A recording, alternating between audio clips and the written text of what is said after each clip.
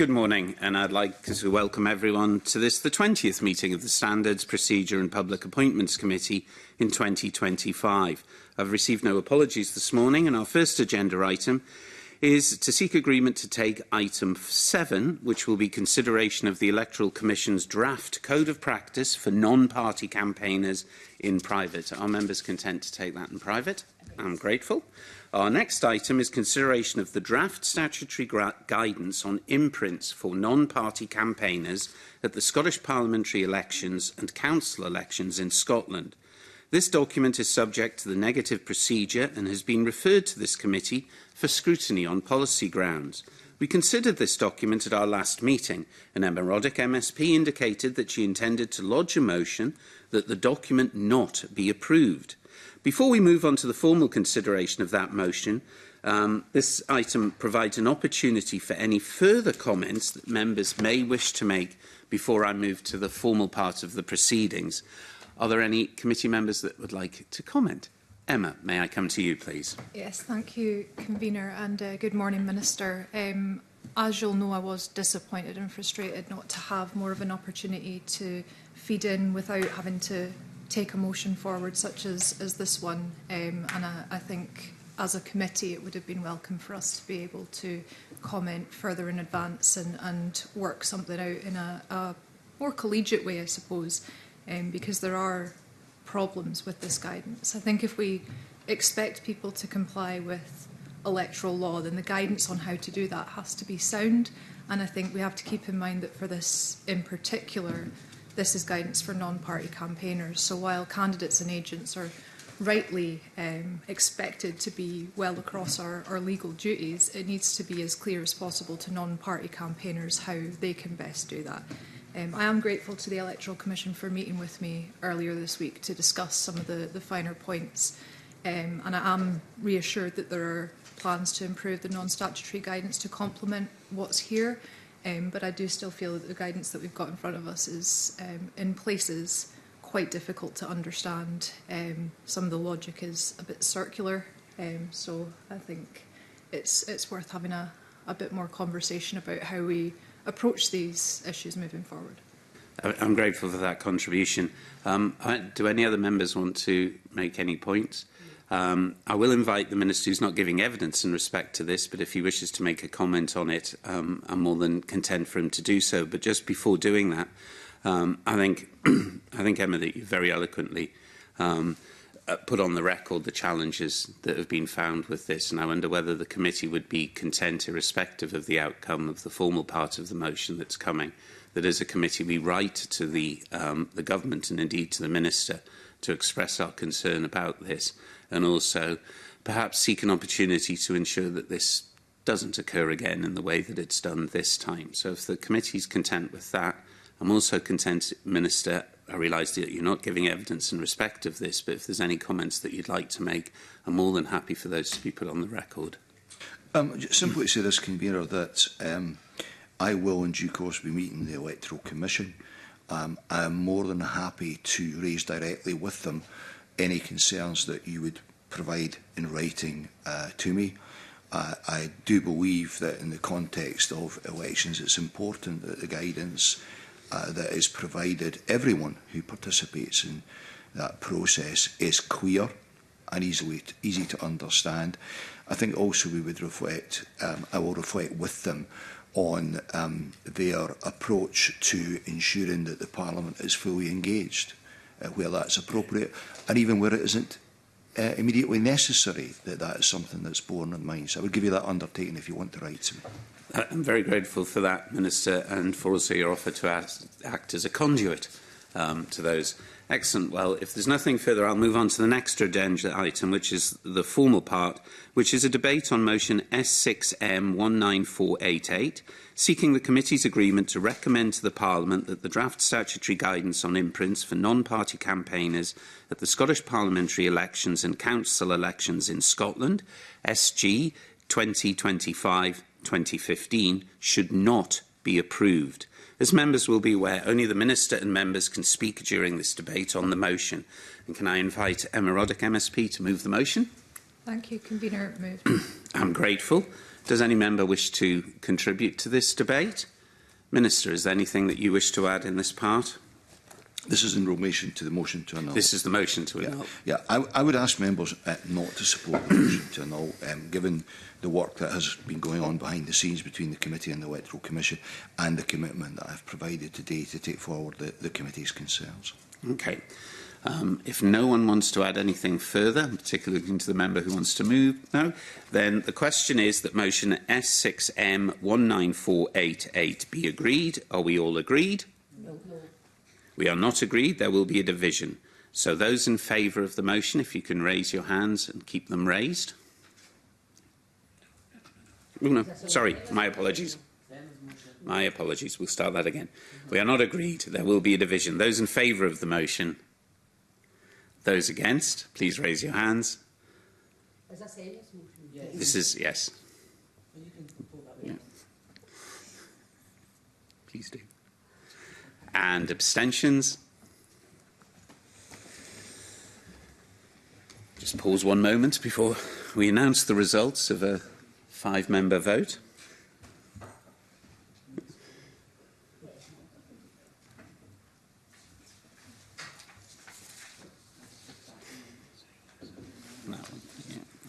Thank you. Votes in favour 0, votes against 3, abstentions 2. Therefore, the motion is defeated. The clerks will now prepare a short report on our consideration of this document. Are members content to delegate to me the responsibility to finalise the terms of our report for filing? I'm grateful. We now move to the 4th agenda item today, which is consideration of 2 SSIs that relate to arrangements for the signature request requirements in relation to proxy and postal votes for the forthcoming Scottish Parliament elections. The SSIs are the absent voting at Scottish Parliament and local government elections, signature refresh, miscellaneous amendment, Scotland Order 2025 draft, which is subject to the affirmative procedure, and the representation of the people absent voting at local government elections, Scotland Amendment Regulations 2025, which is SSI 2025-263, which is subject to the negative procedure. We have an opportunity to take evidence from the Minister for Parliamentary Business and Veterans, and before we go on to consider whether to recommend to the Parliament that the orders be approved or whether we wish to make any recommendations on regulations. So, may I welcome this morning Graham Day, Minister for Parliamentary Business and Veterans, who is joined by Ian Hockenhull, Head of the Elections Team, Scottish Government, and also Lorraine Walkinshaw, who is Scottish Government Legal Directive. Before we turn to questions from members, Minister, would you like to make a short opening statement? I would, thank you, I'm grateful. I'm pleased to be here today to present the representation of the people absent voting at local government elections, Scotland Amendment Regulations 2025, and the draft absent voting at Scottish Parliament and local government elections, signature refresh, miscellaneous amendment, Scotland Order 2025. Members will be aware of the recent passing of a private member's bill at Westminster that will allow the Scottish Parliament to legislate on access to the online absent voting application for voters in Scottish Parliament and local government elections. While I welcome that change, it's regrettable that the bill's passage through Westminster took longer than planned. I understand that was largely as a result of the time taken around assisted dying legislation. In any event, both the Scottish and Welsh governments are now working on secondary legislation to allow full access to the system. We're also consulting the Electoral Commission and the electoral registration officers on when the system should go live. The very strong recommendation from the electoral community is that it is now too late for the system to be available ahead of the 2026 election. As well as the technical risks involved in a system rollout, there are significant practical challenges in merging the separate records voters have for devolved and reserved elections. I wrote last week to the committee to confirm that I have reached the decision to postpone the implementation until as soon as possible after the Scottish Parliament election in May. Taking the decision now to defer OAVA removes uncertainty and will allow clear communications to voters of a projected go-live date. It will also provide more time for the Electoral Commission to prepare guidance for administrators and the public on absent voting. The instruments that I am presenting today seek to minimise potential confusion and inconvenience for voters ahead of next May's election. Around 75,000 voters would be due to be asked this winter to refresh their signature sample in order to retain a continuing absent vote for Scottish Parliament and Scottish local government elections. This would have been at the same time as the reapplication process for between 750,000 and 800,000 UK Parliament postal voters in Scotland. There is concern that voters might have incorrectly thought that a reapplication via OAVA for a UK Parliament absent vote was the only activity required to vote by post or proxy in the Scottish Parliament election on the 7th of May next year. The two instruments before the committee today seek to avoid this. They extend postal and proxy votes that would lapse before the election if no signature sample were provided. This will mean that 75,000 voters that I mentioned will not need to take any further action to vote by post in next May's election. It's hoped that this move will remove the scope for voter confusion and the potential for people having to suddenly seek an absent vote in the spring of 2026. I hope these comments are helpful, Convener, and of course happy to answer any questions that your members have. I'm very grateful for that opening statement. Do any committee members have any questions? Can I come to you, Ruth Maguire? Thank you, Convener. Good morning, Minister. I think we can hear that the action being taken is clearly there to remove the scope for confusion and remove risk, if you wish. But are there any risks associated with the extension that's being proposed? How have those been assessed? A very good question. We have, in looking through this in detail, identified one slight potential risk. That is where a voter's signature might have changed substantially since their original application in 2020. If so, there is a risk that the postal vote might be rejected due to a signature mismatch. The risk would be deemed to be highest, if I put it that way, amongst older voters and the very youngest voters in terms of their signature. But we've been discussing this with the Electoral Registration Officer and the Electoral Commission, and there is no evidence that the UK Government's similar extension of postal votes as a transitional measure in 2023 resulted in any impact on postal votes, postal vote rejections. The numbers that are available from that suggest from the 2024 UK election that the postal vote rejection rates were in line with previous elections, which was 2% in 2024, 1.9% in the 2019 election in Scotland. And that was despite many postal vote signatures being refreshed. But clearly we want to avoid any negative consequences to this. So we have been in conversation with the EROs and the Electoral Commission for ways to mitigate any potential risk, and we will be continuing that work. I think the risk is quite low, as I said, and particularly amongst younger people, because the number of young people who are likely to have an absent voter access to voting is relatively small. But we are across that, if I put it that way. Okay, thank you. Convener? Are there any other questions? If I can just pick up on that point, the situation is that effectively the archive of signatures is potentially 5 years old at the moment, and you've identified possibly the two demographic groups where there's most likely to be a change, and you've expressed that there's a risk being identified. I've sort of got two questions. Can you give us a further illumination as to the discussions about how they're going to reduce that risk? And in particularly if we look towards the younger people who, potentially, I mean, as you say, it will be a small group, but potentially as old as 21 now, if they applied when they were 16, and that the government have issued, the normal UNCRC compatibility statement. What is your confidence that that compatibility statement is correct, given the risk that you've already expressed about it? Okay. I'll bring Ian in to talk to the work that's going on, and perhaps Lorraine to talk to the compatibility issue. Yes. There's actually a slightly curious point about the children's rights impact assessment that we identified while we were creating it, that this doesn't actually apply to anyone caught within the convention because they're all aged past that point now. So the impact assessment we've written has actually said the concern is in relation to people who were of children's rights compliance age at the time but are no longer. So it wouldn't actually apply to anyone under 18 at the moment. They would. It's not relevant to them technically, but in relation to the actions, we've been discussing this with the electoral registration officers and the Electoral Commission.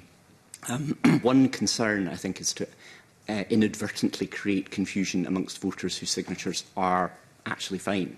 So if you wrote in certain terms to a household with one young person and there were, say, 4 other people who were older and whose signatures were static, they might all suddenly think, oh, what do we need to do in relation to our signature? So we don't want to create false alarm, but also we don't want to avoid looking at the problem either. So we're discussing with the Commission and electoral registration officers the best way to target the most likely persons and speak to them or to try and get some information out there just to, if your signature might have changed, please consider resubmitting a form. There is a potential read across to their UK Parliament postal vote where the signature sample there, because the period now for UK Parliament postal votes is 3 years. So they might be able to see, if they compared, or the recent sample that we have for UK Parliament elections is not the same as the Scottish Parliament one. There's a potential data protection issue there because they have the information for 2 different reasons. So that's another point that we'll be exploring before progressing with that approach. The solution is in essence going to be a positive outreach, if that's appropriate, to very specific individuals, presumably driven by their age or their place in the demographics, let's put it that way, that there may be substantial change. And you're confident that that's going to be able to be facilitated in the period of time that we have? Well, as I understand it, when the UK government did this exercise in 2023, I don't think they took that approach, and statistically there didn't appear to be any impact, but we are still mindful of it and want to explore it. I wonder if I could request through the Minister just a sort of update on this, given where we are in respect of how close we are to the election. And I think it is right to say that we are talking about a relatively small number of people across the whole electorate. However, obviously those people are in the potential of losing a vote. That's helpful. My other question is in relation to, again, the Minister... Oh, my apologies. Lorraine, did you want to add anything about the UNCRC, although I think it was cleared? I'm grateful. The other is in relation to the need for this going forward, because obviously we are running into the Scottish elections early next year. Once that's finished, people's minds in the electoral world will turn to the council elections. Are you satisfied everything's going to be in place so that we're not, or the committee that follows us in the next session here will be in the same position next November with regard to the council elections the year after? Ian is across all of the detail about what's actually happening, but at this stage we are looking to move into this. June of next year is the date that's in mind, so there's a lot of work going on, convener, into making sure that we do move seamlessly out of the Scottish Parliament election and get this in place for the council elections. So the number of postal votes which are due for refresh next January is actually unusually high already, because it's people who applied ahead of the 21 election under COVID conditions. So if we were doing nothing else, this would have the effect of adding to that large spike in applications and creating quite a substantial amount of work next January. But there is good news in that if the online absent vote application goes live, the merger process will look at someone's UK Parliament postal vote, if they have one. And if that has more recently been renewed, it will then become the new record. So if someone did it this year for their UK Parliament postal vote, and that would run until, I think, 2028, it would mean that they won't need to reapply next spring for their devolved one. It will get extended automatically by the system going live. So we hope that OAVA go live will not only reduce this being an issue, but it will also remove or reduce that large spike that's already there for next winter. The go live date doing a lot of lifting. Yes. But even and I in no way would wish this. If there are challenges, given that you're looking at June, there will still be a period of time in which steps can be taken to obviate any problems. Excellent. Do any of the members have any questions, or can I move to the next part? Excellent. Well, the next item on our agenda is a debate on motion S6M 19176, seeking the committee's agreement to recommend to the Parliament that the absent voting at Scottish Parliament and local government elections signature refresh, miscellaneous amendment Scotland Order 2025 be approved. As members will be aware, only the Minister and members can speak during this debate on the motion.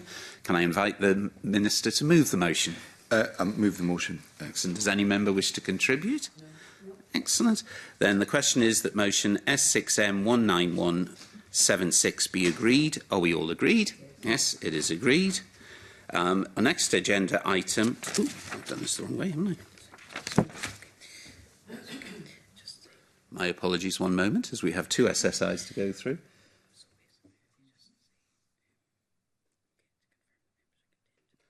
Yes, right. And are members content to note that the representation of the people absent voting at local government elections Scotland Amendment Regulations 2025, which is SSI 2025-263, which is subject to the negative procedure.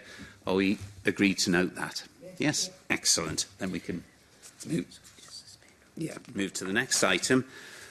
Can I thank the ministers and those for attending today? And Minister, would you like to? Can I just place on record, Convener, you asked me if we would provide an update to the committee on the point that you'd raised. I didn't get the chance to say it yet. We absolutely will.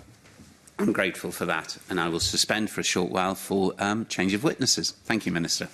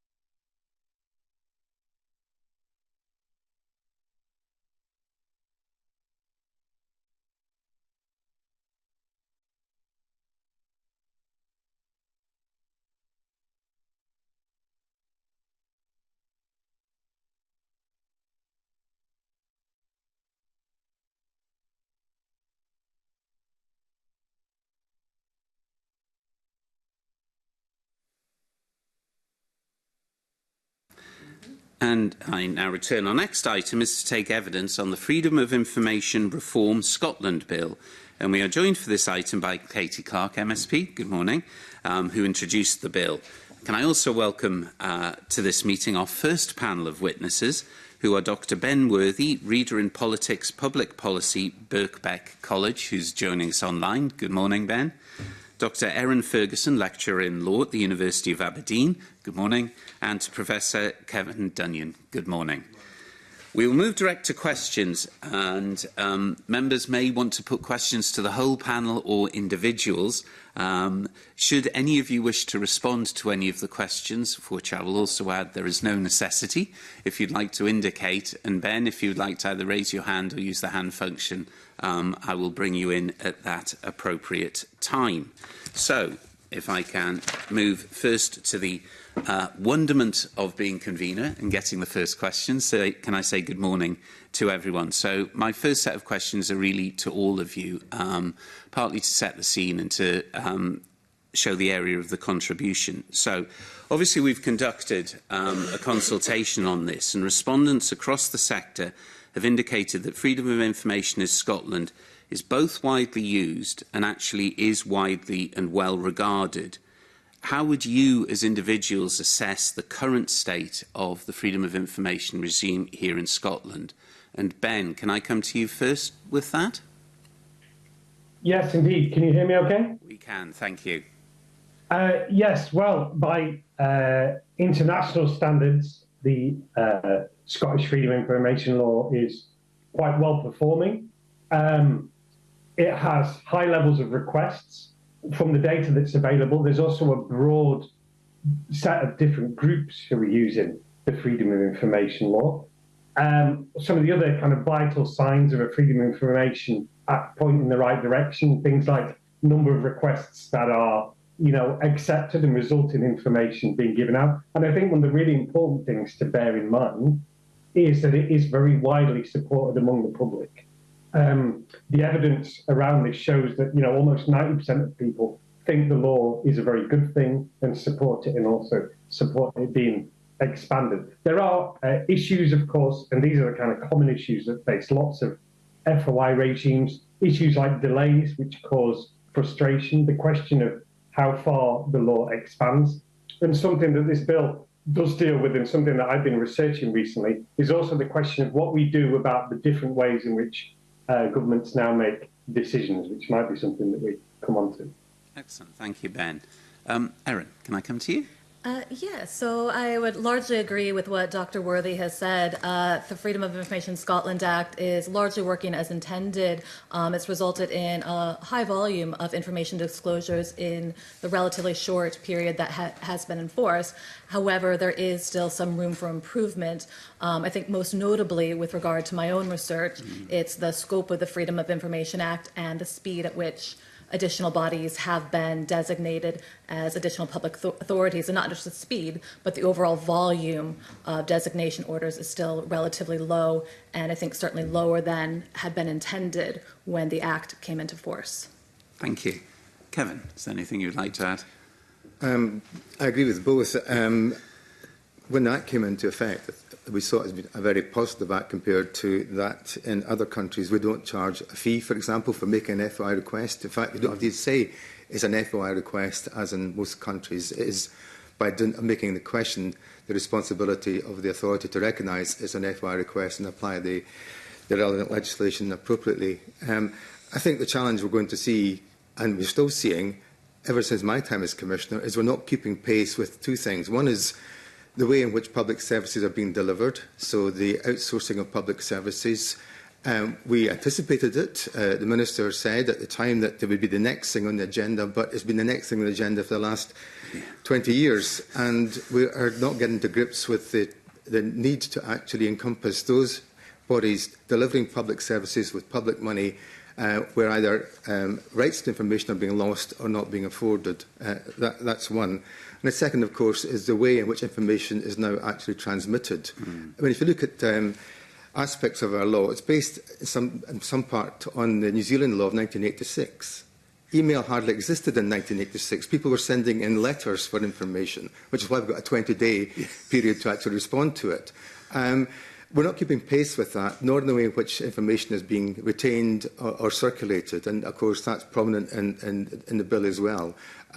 We really have not got to grips with it, and the COVID experience of information being exchanged between ministers and civil servants offline has proven that the Act can't go where it's not allowed to go. That's very helpful, and thank you for that introduction.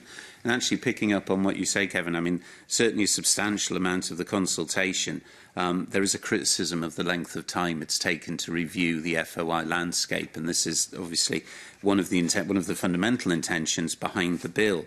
In the previous session, committees here looked at the post-legislative scrutiny of the freedom of information, and they conducted subsequent consultations. From your point of view, and actually, if I come to you, Kevin, as it's really a follow-on to your answer, does this bill encompass all of those suggestions that were made at that time? I'm not sure it encompasses them all. I think, in fact, the bill has been, and Katie can speak to this, has changed over time in terms of taking soundings as to what's going to be possible rather than what might be absolutely perfect. I think we're trying to address the biggest impediments rather than simply attaching to the bill some desirable aspects, but perhaps not necessarily fundamental to it. In terms of the scrutiny, we are somewhere back to where we were then. I mean, we recognised the difficulties then. The question was, what do we do about it? Now, we have now eventually, of course, designated housing associations and arm's length public bodies from local authorities. But it took a long time to get there, and these things should have been anticipated at the time that the changes were being made, and the recognition that people were actually losing rights when their council house transferred to housing association, for example. I remember speaking to the chief executive of Greater Glasgow Housing Association. We were all geared up for that to become a designated body. They'd actually appointed a member of staff, they had set aside resources, and the plug was pulled. So I think it's not really the fault of the associations, it's the fault of those who have the capacity and the power to designate. So you have confidence, if not quite all of the recommendations, that this bill will substantially move us forward, allow us to catch up, if not completely catch up? I think the bill tackles the most obvious deficiencies because of the passage of time. I think that's the most important parts of the bill. That's helpful. And Ben, I was going to come to you with that question, but I was also going to add, obviously, you mentioned the international reputation that the freedom of information has in Scotland, and perhaps, although still well regarded, is not as good as it should be. Will this bill, as well as what I previously asked, move us forward with that international reputation of hopefully being at the forefront of the importance of freedom of information? Ben? Yes, I think it will. As Kevin said, I think one of the really important things it does is bring the law up to date and kind of makes it ready for the modern world. So when we did our research on the UK Freedom of Information Act, this was back in 2010, already then we found, for example, that publication schemes were antiquated and not really being used. And this kind of leads to one really important thing that the proposals would do, which is to make the proactive disclosure side of the law much, much stronger. And this is one of the things that really will push it to the forefront of freedom of information laws around the world. Because one of the difficulties is that freedom of information laws, we often think about them as reactive entities that are all about people making requests. But actually, you know, and some of the data from the survey show this, most people expect and want information published online. They don't want to have to make a request for it. So one of the big steps forward here is to emphasise, not just through the purpose clause, but also through the greater kind of control around the code of practice and publication, that proactive side that is kind of often lost and neglected. Thank you. And I know we'll explore that later. Erin, both those questions now to you. International reputation and is the bill going to move us forward? Yes, I think the bill is certainly it's a step towards modernization. You know, even within the past 20 years, the technology has moved on quite rapidly, and so I think having so these additional requirements for proactive publication and moving away from the original publication schemes is definitely a welcome step. I don't think it will necessarily address all issues because, of course, we can never anticipate all the information that somebody will want to request. So I think it's careful not to overestimate what will be done, but I do definitely think that that area needs reforms. And yes, I would think it would strengthen international reputation as well. And I think even compared with our closest neighbour, if we compare it to the Freedom of Information Act 2000, we can already see some evidence of differences within the two acts that have put Scotland perhaps a little bit more forward. For example, the requirement for the commercial exemptions to show that there would be substantial harm versus just a harm or prejudice. So there's already some sort of differences there, and I think this would perhaps make it even stronger. Thank you. I suppose my next question is, if we look at the current environment, what are the major barriers that are stopping people accessing their information? We've talked about, upfront publication, which I know we'll come to questions on that specifically, but on a slightly higher level, what is it that's blocking people for getting access to their information at the moment? And again, Ben, happy to start with you. I mean, one of the really frequent causes of frustration probably is around timeliness and delays, which is what this proposed bill does deal with as well. I mean, requesters would like their information within the timescale set by the law. So I think that is one of the really important changes that they can find it. So if you add the proactive disclosure, this is the idea that they can find the information on the website first without making requests. And then if they do have to make a request, then it comes to them in a timely fashion. Then I think, getting it to them in time is one of the frequent kind of positives in that, and one of the most common form of delays. And this isn't just for individual requests, but lots of freedom of information laws kind of slow down over time. And I think Kevin can probably speak to this much better than me, once delays start infesting in the system, delays happen all over the place, and it can start to slow down, be delegitimized, and then people get frustrated and they're less willing to use it. Thank you. Just before I come to you, Kevin, Erin, do you want to add to anything? Yes, I think I would agree with that. I think certainly in some of the empirical research I've conducted in speaking with journalists and their use of freedom of information, they found that timeliness really was one of the significant barriers, especially given the nature of their work and the need for sort of quicker access to information. More sort of anecdotally, though, and just sort of speaking with people who maybe don't use freedom of information in a professional capacity, but perhaps used it for sort of local campaigns and that thing, I think there's still a little bit of a perception that the FOI is still very a legalistic tool.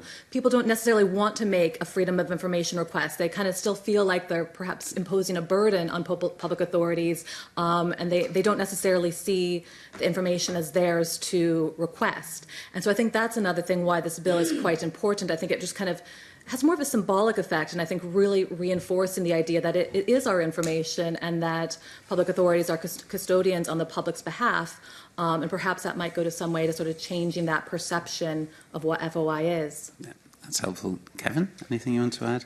Yeah, I mean, the assumption was that FOI would help to usher in a kind of cultural change, a culture of openness. I think we've got a culture of compliance.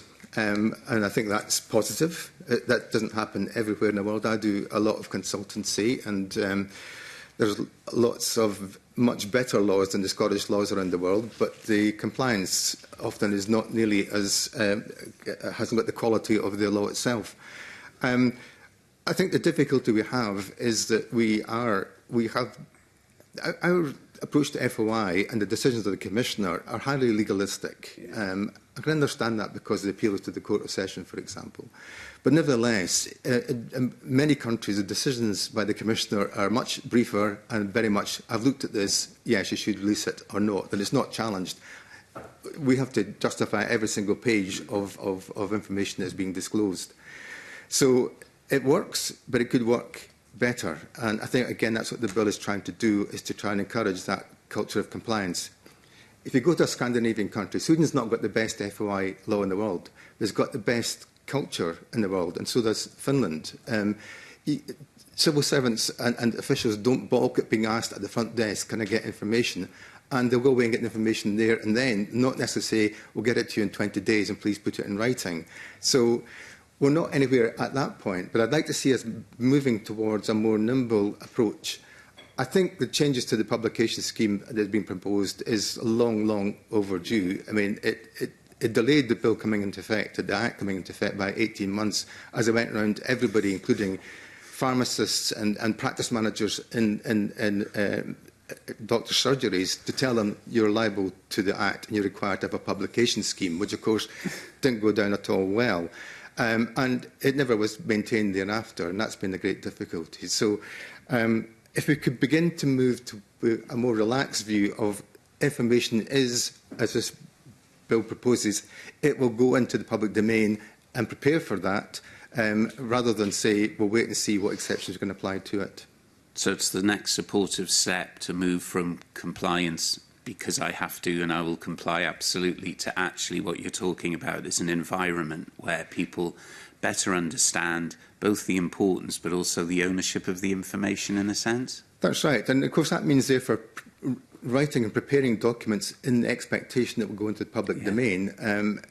One of the difficulties with emails, of course, is that they become sometimes not professional in the exchanges, and we've seen that, of course, with the WhatsApps as well. And I think that kind of professional discipline needs to be instilled, which is why I think having an FOI officer, having a good records manager is going to be hugely important in actually helping to bring this about, having that professionalism instilled into the exchanges which take place. Thank you. Sue, can I come to you? Sorry, apologies for that.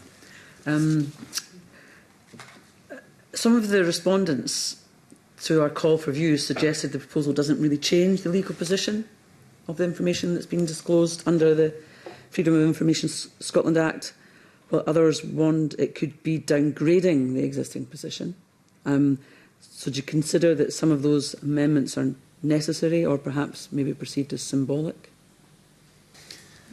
Do you want to come to Ben first? Oh, I was looking straight at Professor Dunn. Sorry, I was...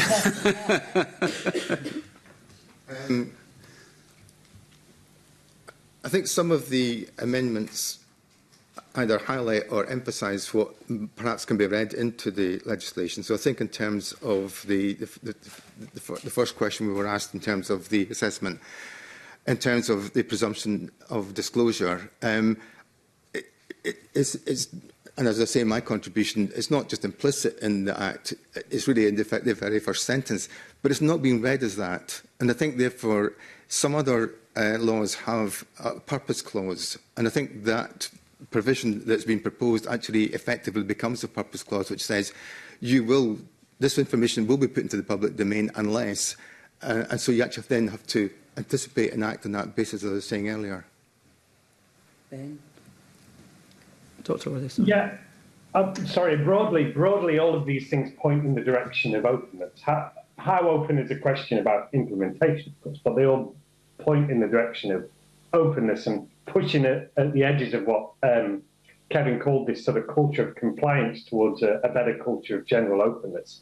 There may be a few things that the committee may want to look into. I think there has been a question about expansion and whether the expansion of bodies under the proposed bill can also affect the Lobbying Act. Now, I'm not an expert on the Lobbying Act designation, but I would recommend that Juliet, I think who was speaking to you afterwards, you could perhaps ask about that and maybe flag that up as an issue, but something to be sorted out as a potential loophole. But I'd say that generally my sense of these is that they push towards openness. There was, as Kevin said, there was a very long debate about how important a purpose clause is. For example, there's a very long debate in the UK about whether a purpose clause was important or not. But I think they are important. And I think, as Aaron says, some of these are important in practice and some of them will prove to be important symbolically, which itself is about sending signals to organisations about how they should behave. Mm-hmm. Do you have anything to add, Dr. Phillips? Yeah, I was just going to say, I did read some of those responses that I think you're referring to, and I think where some of the confusion lies was people were a little bit unclear about what the purpose of that presumption of disclosure would be and whether that was simply reinforcing what's already in the Freedom of Information Act or if this was going to impose like a new obligation on public authorities. But I read it as more kind of reifying what's already there. And as you say, although the presumption of disclosure is there, it's not necessarily being read in this way. So it's more about reinforcing that rather than imposing any new obligations under that particular provision within the bill. And so I think that's perhaps where that uncertainty was in those responses. So this proposed presumption in favour of that disclosure, how does that compare to other jurisdictions in their legislation on FOIs? As far as I'm aware, I believe New Zealand has this in their Official Information Act. Mm-hmm. I'm not sure. Anyone? No. Yeah, several countries have it. I worked extensively, for example, in Brazil, and again, their statement up front is pretty much it's going to be disclosed, and then here's the reasons why it won't be. And there are far fewer reasons for non-disclosure in their legislation. I wouldn't necessarily, however, say that you want to follow the path of Brazil, where you just change the government and takes a different view as to whether or not any information should be disclosed. But yeah, I think actually most laws internationally have the effect, essentially a purpose clause or a statement at the outset. Mm-hmm. Ours is very prosaic. I think the first sentence of the Act is great, but then it stops at that point and then goes on to lots and lots of reasons why you wouldn't give the information later on. And I think we need to actually emphasise the openness element. And if you remember, the consultation was called Open Scotland. It wasn't called a consultation on an FOI. It was about, up front, it was about a culture of openness that was meant to be encouraging back in whatever it was, 1999. Okay. Do you think it might have an interpretation on the qualified exemptions under the FOISA? Yes, it does. I think it does. It's a really bit a kind of gateway, and again, we've emphasised again and again. For example, the wording can make a difference. So the wording in the Scottish legislation, for example, in terms of applying the public interest test, is that you have to overturn the public interest in disclosure. So the public interest in disclosure is where you start from, and you have to say why the public interest would be contrary to that presumption. So the wording is there, but people are not reading it as an advocate would do. You're reading it, what is in the face of it. So I think a plainer statement would be helpful. Dr. Worthy, is there anything you want to? Not much to add there, really. I mean, in the UK, there was supposed to be a purpose clause, and then it was taken out, and there was a great deal of controversy over it. The government at the time, from memory, argued that the title was the purpose, so there didn't need to be a purpose clause. All right. So I suppose the UK is the only comparator. But it's one of those things that does make a symbolic difference, you know, and it helps with this sort of cultural push as well. Okay, thank you. Thank you. Emma, can I come to you? Thanks, Convener. I want to ask a couple of questions really around Section 5 powers in the first instance. We have had a few respondents highlight that the Bill's proposals may not meaningfully incentivise ministers to make use of Section 5 powers. What is your assessment of the root causes of delay in making use of those powers, and do the proposals in this bill address those? Go to Ben first. Can I come to you, Ben, first? Sorry. I mean, I'll hand over to Kevin, who knows much more about this. The only thing I'd emphasise really is I welcome the involvement of the Scottish Parliament in this, actually, and the fact that there'll be a greater force for scrutiny and debate whenever this is being considered. As Kevin said, you know, the extension of freedom of information laws is far often more promised than actually happens. It is a complex process. My sense of the proposed changes was that they would help create a kind of continual pressure and momentum towards at least thinking regularly about extension. Erin? Yes, I think in principle I am sort of broadly in alignment with the proposals within the bill, but I think the sort of question about incentivizing and whether it will actually lead to that was really quite difficult for me to determine, because I think we do need to think maybe about the root cause of why designation has been so complicated, not just in Scotland, but in the rest of the UK as well. And I think a lot of it stems from not really being able to determine what constitutes a function of a public nature. And so we see this in different contexts as well. We see it in the context of judicial review. I've recently been writing about it in the context of the Human Rights Act.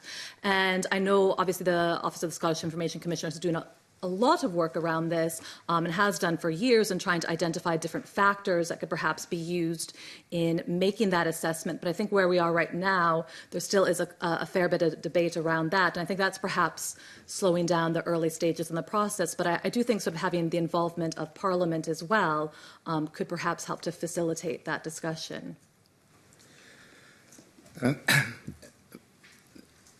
I mean, I think having parliamentary scrutiny annually is not a bad thing. It's a good thing. I'm not sure it is going to be frank in my experience, going to incentivise ministers unless they really are inclined to and feel some more pressure other than simply a debate once a year.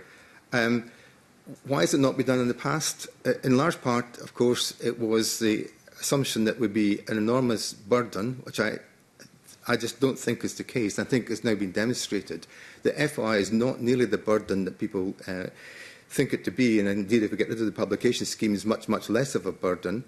And secondly, the assumption they're going to be overwhelmed with requests and having to employ staff and not being able to answer them. And just recently, when I was speaking at the SPIF meeting recently, I went back and looked at all of the ones which I was involved in trying to bring forward. So it was private prisons, arm's length public provision of council services like leisure and culture, and housing associations. And the constant refrain was they're going to be overwhelmed, they're not going to cope.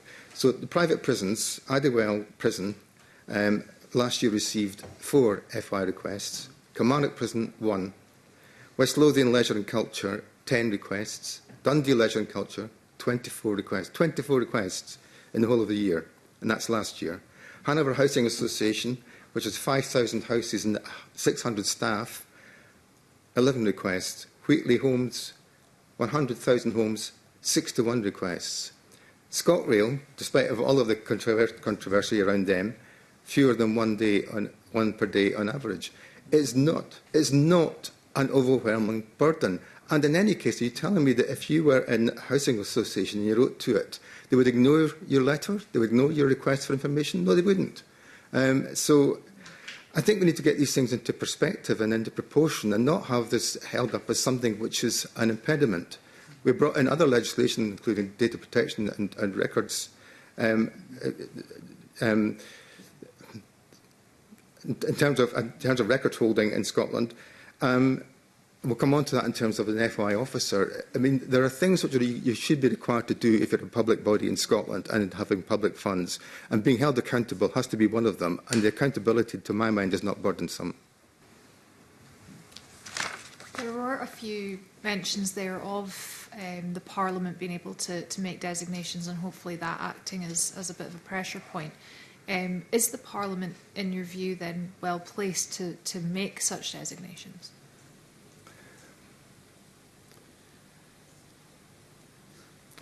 Start with you. I'm allowing a thinking time. I was going to hand over to Kevin, really. I think Kevin... Up until now, it's been a matter for the Minister to take a decision. And in terms of the housing associations, when Bruce Crawford was the Minister, we were very close to designation at that point, and that was a political decision not to take it forward. So I think parliamentary accountability for not bringing forward designations which have been consulted upon and where there is clearly broad agreement, including from, in that particular case, the body to be designated, I think there has to be some degree of parliamentary accountability for that. Is there anything else that anybody has a view on that could possibly help FOI rights keep pace with changes in public service delivery in general?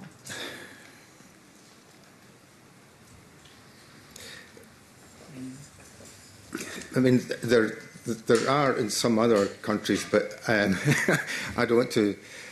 There are some countries where you have like India, or some other countries where you have a kind of gateway clause. In other words, if you carry out certain functions with public money, then automatically you come within the scope of the FOI law for the period that you've actually got that contract. I'm not talking about short-term contracts. I'm talking about the 20 years of a PFI type bill. I think the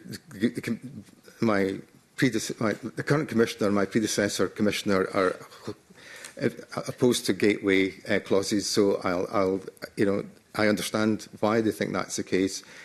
But my question then is, how do we actually, if we're not going to use a gateway clause, then we have to say when such a contract is being let, at the same time there must be consideration of then designating under FOI. So at least you go through a designation process, but you don't make it the last thing you think about or anything you think about.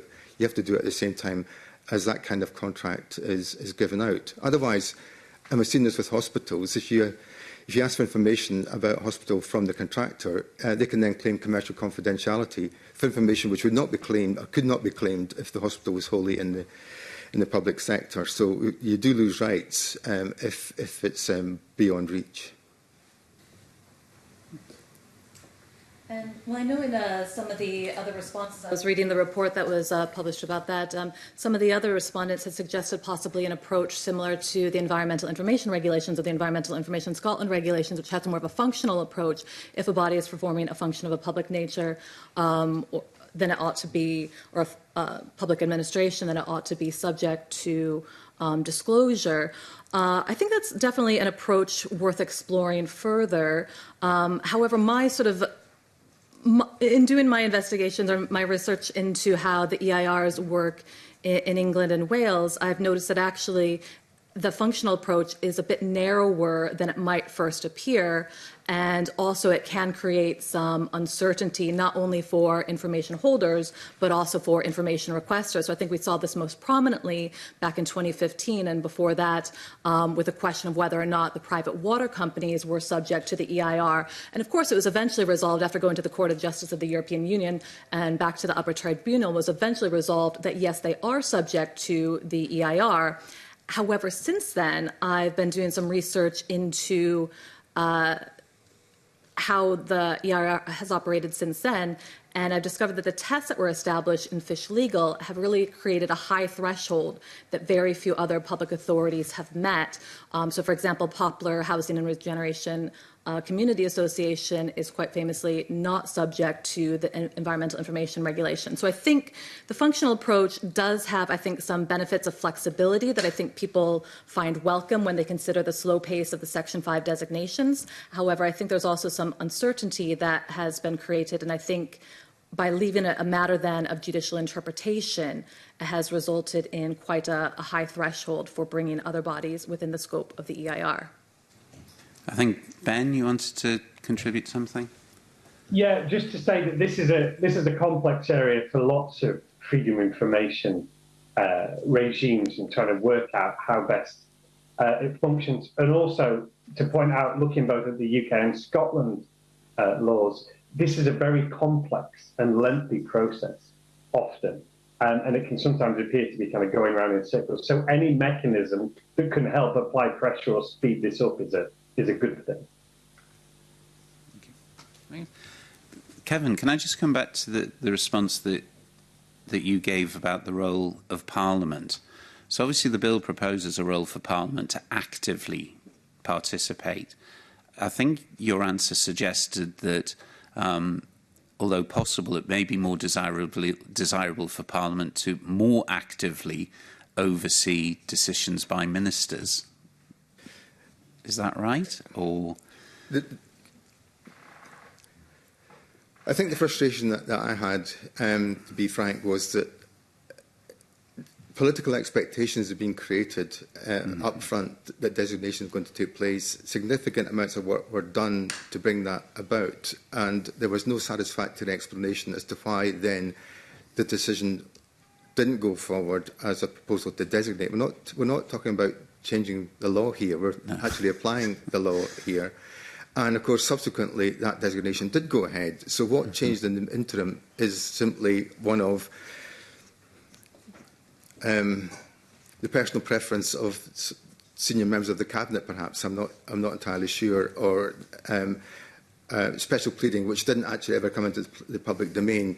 So I think if in some way that Parliament could actually have a debate about whether or not the designation should take place would not be a bad thing. It would allow at least the reasons for not designating to be properly aired. We were never given any explanation at all.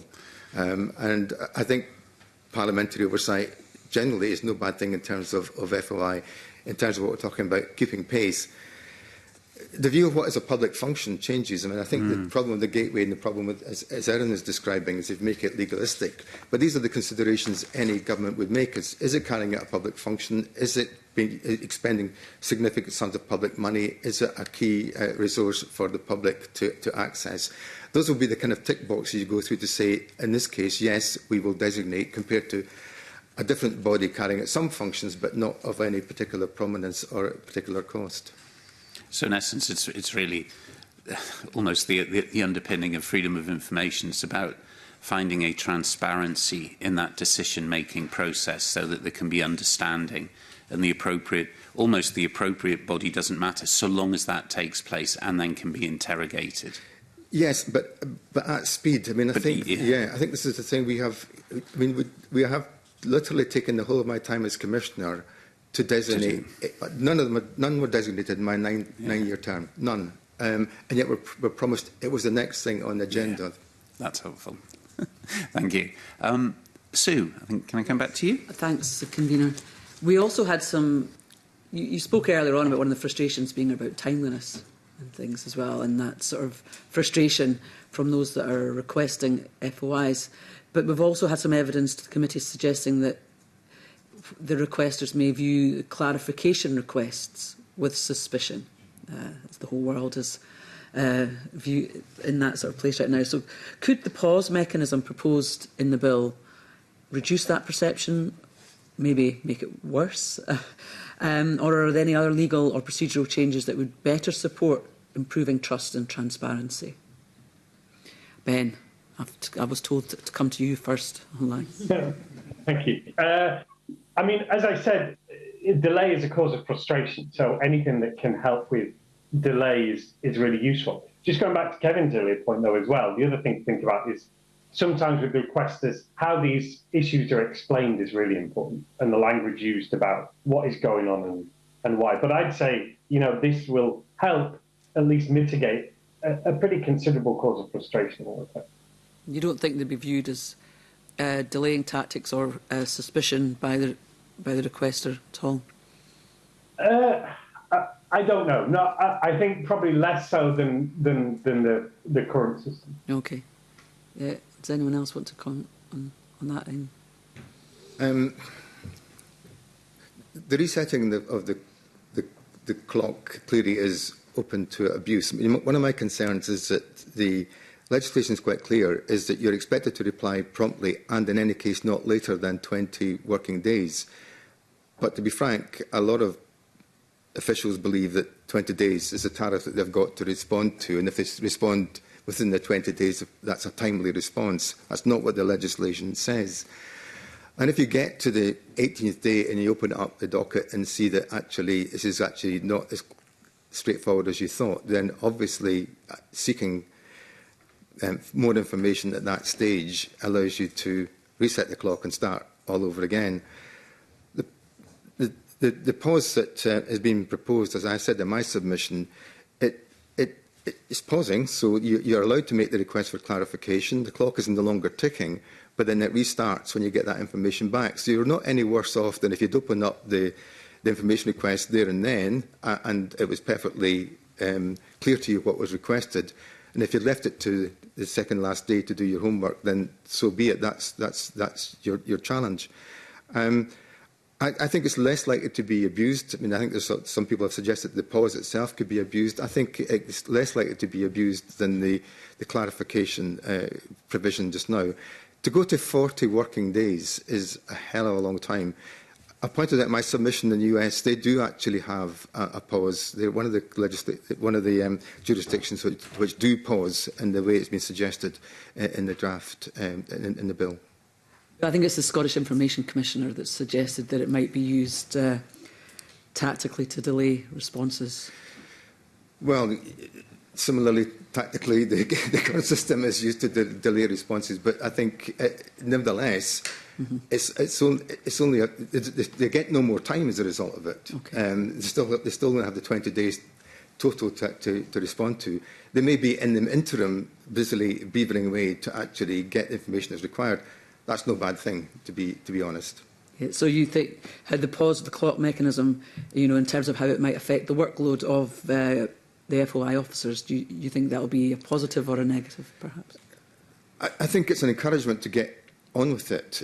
I do think to make a simple request for clarification. And I did once issue a decision where I said that the authority was being institutionally stupid because the questions they were asking were so obvious. You know, what do you mean by the following? And the what do they mean questions were absolutely plain what was meant. But it was a means of actually delaying it for another 20 days. And I think that's what really aggrieves people, is that they may already be in an adversarial relationship with the authority, and to have this kind of game playing, I think, doesn't do us any service. Okay. Does anyone else want to comment further on that? No. Thank you, Convener. Emma, I think I'm going back to you. Thanks, Convener. Yes, Kevin, I've got some questions for you, kind of based around the Scottish Information Commissioner. Based on your experience, do you support the changes to some of the Commissioner's enforcement powers, and are there any that you would strengthen or reconsider?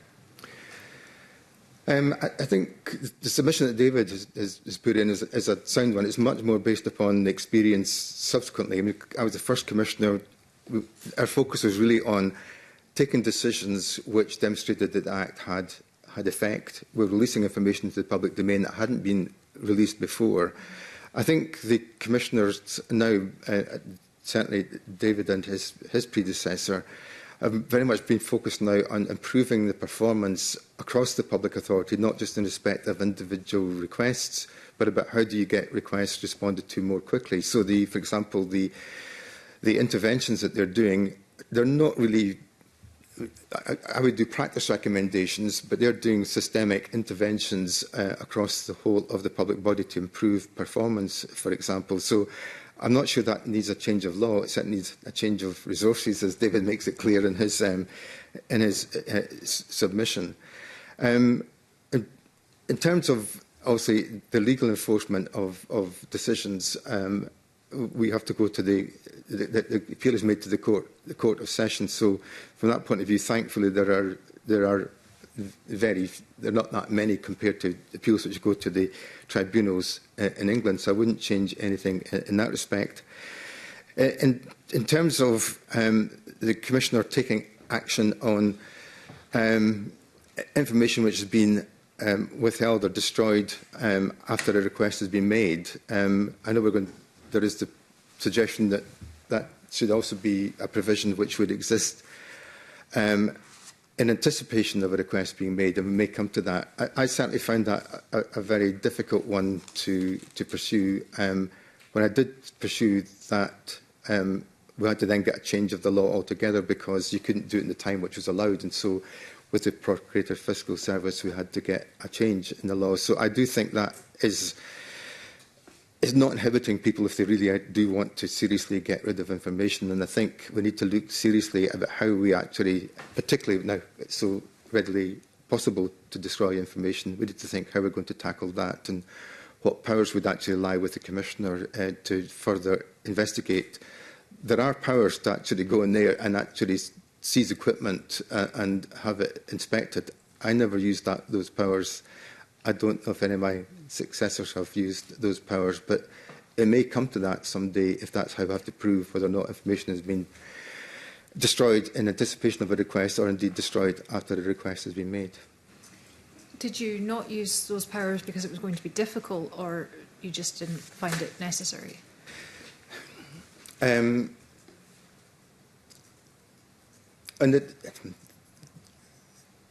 I was able to get, without using the powers to seize anything, to get access to backup tapes, backup information which demonstrated that information had been destroyed subsequent to the request being made. That was the case which then led to the legislation being changed north and south of the border to allow a greater timescale for prosecutions to take place.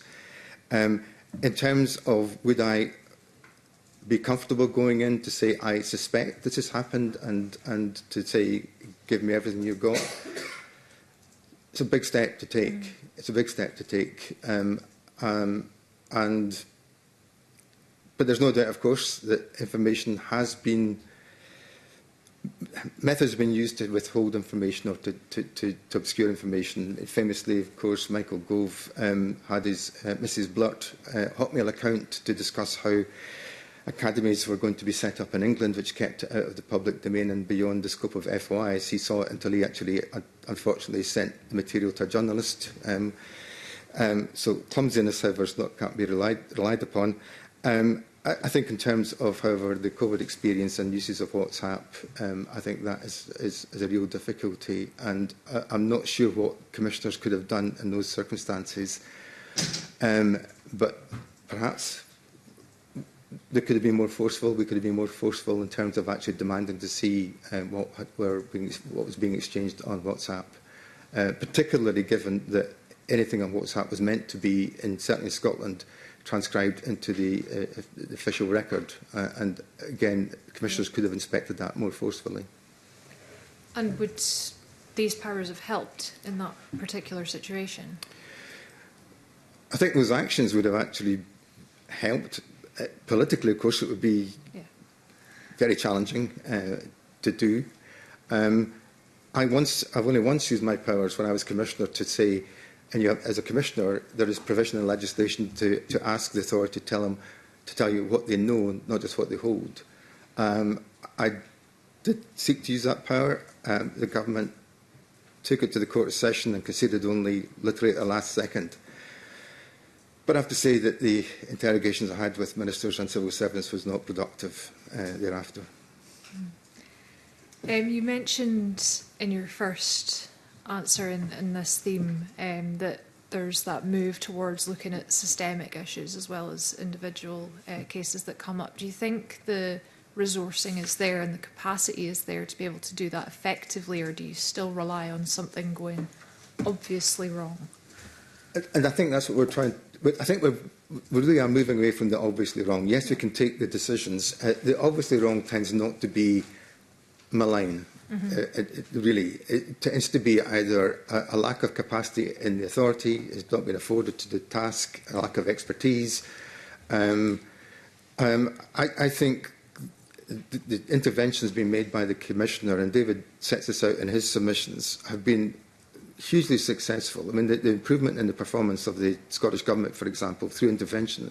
So it's not necessarily a lack of willingness, it's about a lack of focus. And having the Commissioner going in there and setting out targets and not lifting the intervention until those targets are met is really, really powerful and is proving to be effective.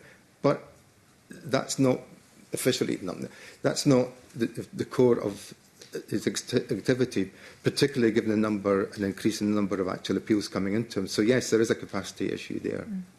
Okay, just finally then, do you foresee any operational challenges arising from the Commissioner's extended powers to enforce compliance with the proposed and existing codes of practice?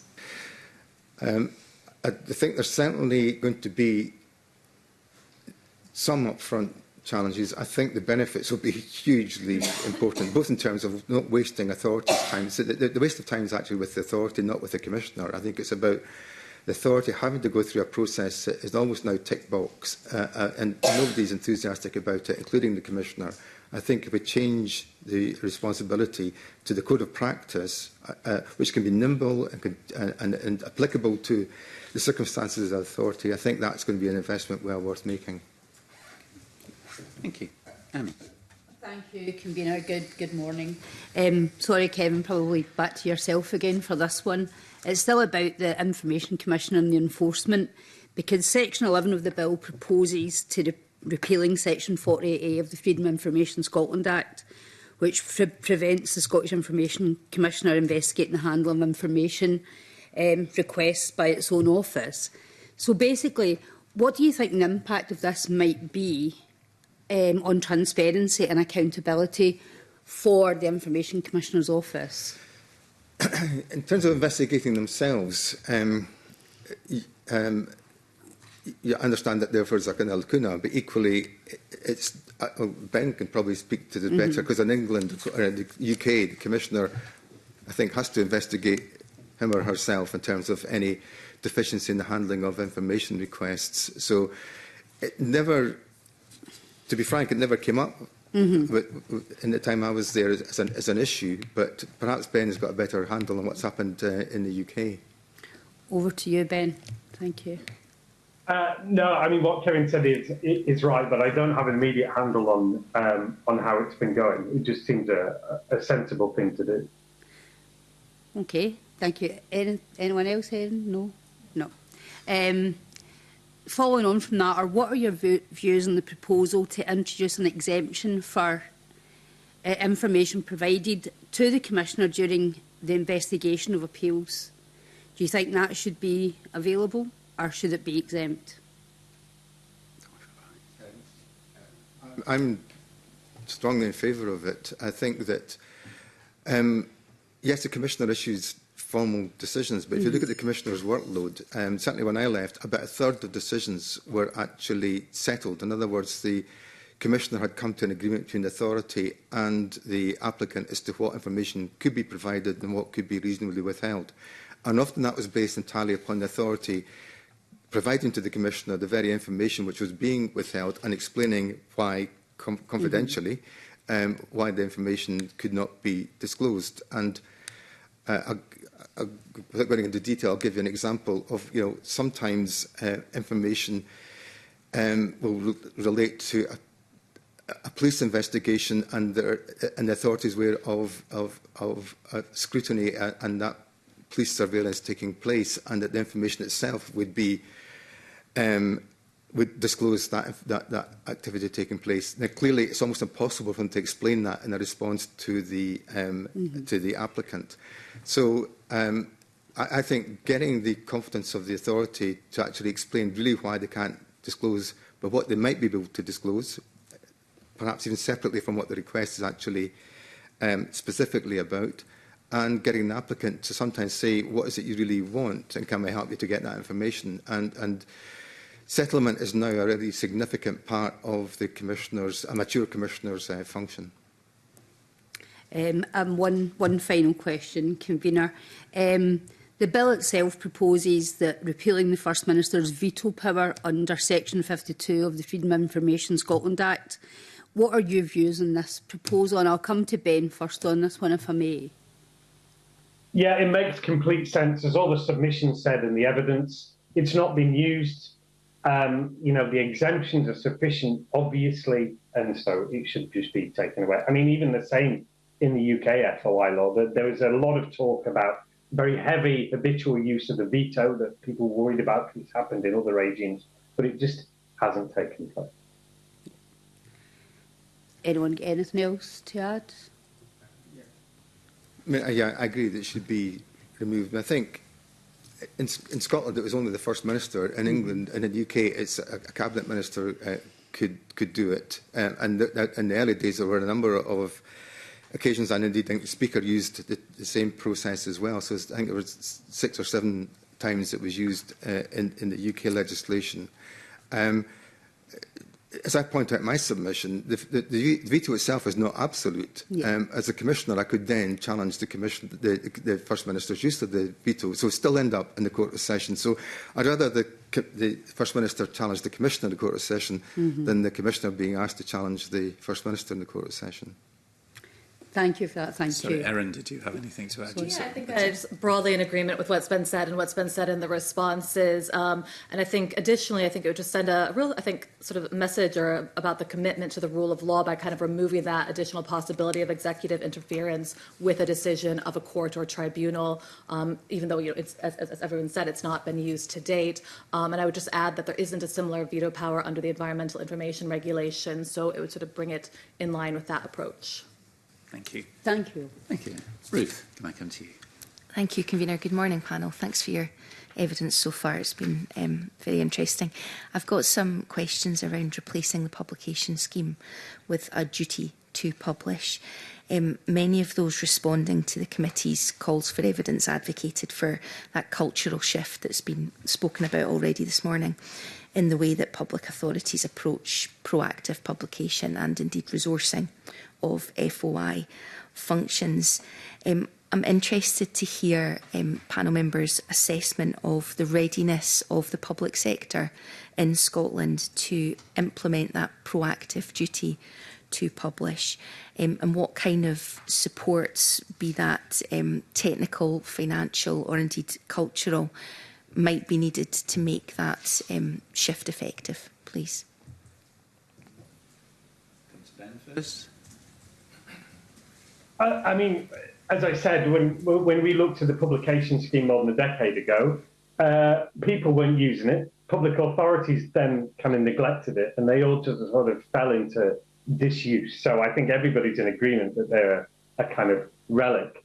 I mean, I suspect that lots of organisations are already publishing lots and lots of data anyway, and this is just an additional set of data to publish. So even when we're thinking about costs, lots of these processes are already embedded. If I just want to make one kind of slightly wider point, when we were talking about what it is that helps push these cultures, I think when we do talk about freedom of information, we do think in legalistic terms, as Kevin and Erin both said. And one of the things that's often neglected is the fact that for an FOI regime to really work or not work, it needs elite support and political support. I mean, one of the things we've seen in the UK is we've had a succession of, you know, very senior leaders who don't really back transparency or openness. And this has an effect on the system as a whole. So looking at it from that point of view, one of the things that can really help push a culture forward is politicians and elites really supporting freedom of information. I know of only one Prime Minister who made a positive comment about freedom of information while they were in office, and that is Gordon Brown in a speech in 2007. You know, those sort of things really matter in pushing forward the culture, like Kevin said, from compliance towards openness. Thank you. Kevin, you mentioned some Scandinavian countries where you said the culture was different. What is the difference there? Is it about leadership simply? It's partly leadership, it's partly public expectation, and it's partly the law. So, for example, in Sweden, once a decision is taken, once that document is finalised, it's readily, I'm not saying it's necessarily published because they've got a very, very old act, but the expectation is that that document will be in the public domain. But drafts are excluded. So I'm not saying that everything that's ever written down is put into the public domain. It's a substantive document at the end of the process. That substantive document might still be controversial or sensitive, but nevertheless, it's the expectation the public have a right to know. And we're a long way away from that in Scotland. I mean, I've tested this in Sweden. I've gone to front desk and asked the administrator for something, and I remember one time them saying to me, "Oh, I'm really sorry, we can't give this to you right now." And I thought, "Oh, it doesn't work at all." It says, "Oh, our systems are down. Back up in 15 minutes. I'll get it to you then." Equally in Brazil, they have a front desk where you go into the ministry and you can make your request there, and they will go and get you the information. We don't really have that system or that expectation in Scotland. We're still at a 20 working day. I think what's expected, however, with the change away from the publication scheme is it was outdated before we even started. It was based upon a 1980s mentality and that you'd actually put up a list of everything you had under certain headings. People now expect to use search engines. People expect to use AI to get information together. The authority shouldn't be trying to cohort that into one single place. It's almost impossible. And I guess some of our evidence from those who were, the majority of respondents were supportive of this, probably overwhelming majority, but some of the issues that were raised were about additional resources required and the manner in which data is held by public authorities, and some of that being fragmented. So I suppose, as well as the cultural considerations, there will be practical implications for authorities financially. I think there always will. My concern is that, in my experience, the authorities don't even know what they hold, and individual members of staff don't know what the authority actually holds, and they're looking for it for themselves or to respond to information requests. So I think this actually comes back to a records management issue as much as anything else. And I think that shows that the records management policies and requirements are perhaps not being adhered to. They're not actually sufficiently up to speed. But I think we do need to actually accept that the old idea of even a disclosure log is probably this idea cohorted in one place is far too old-fashioned. I'm sure in the authority they're actually scraping together information from across a large authority to actually put together a composite, and I think the public should be able to do the same. Yeah, thank you, that's helpful. Erin, I'm interested to hear your reflections on those questions as well. Yes, I mean, I think I sort of largely be in agreement here, and I wouldn't necessarily want to put words in the authorities' mouth because I think they probably know for themselves, what information they hold and what sort of impact it might have on them. But I think it's perhaps a case too of just sort of reassuring them that it's not necessarily going to be a burden. So Kevin earlier pointed to, empirical evidence to show the impact that this could have, and it's just about a way of sort of doing things in a more modern way. And I think, as Ben said earlier, in a lot of cases, the authorities, they have this information. They're already publishing information in many different channels. They're already having a web presence. So it might not necessarily involve an entirely new infrastructure, but possibly just working with the Office of the Scottish Information Commission in the first instance to really just understand what the implications are and how they can make that information more accessible, and not just more accessible to the public, but perhaps also improve their own internal records management processes in the process. Okay, thank you. And in terms of the consultation requirements for the new publication code, the Scottish Information Commissioner must consult the Keeper of the Records of Scotland, any public authority listed in Schedule 1, any body designated as a public authority, Scottish ministers and any other person the Commissioner considers relevant. Are there any additional institutions or perspectives that should be included in the development process? I am mindful of what you said earlier about the length of time to do these things, but Kevin?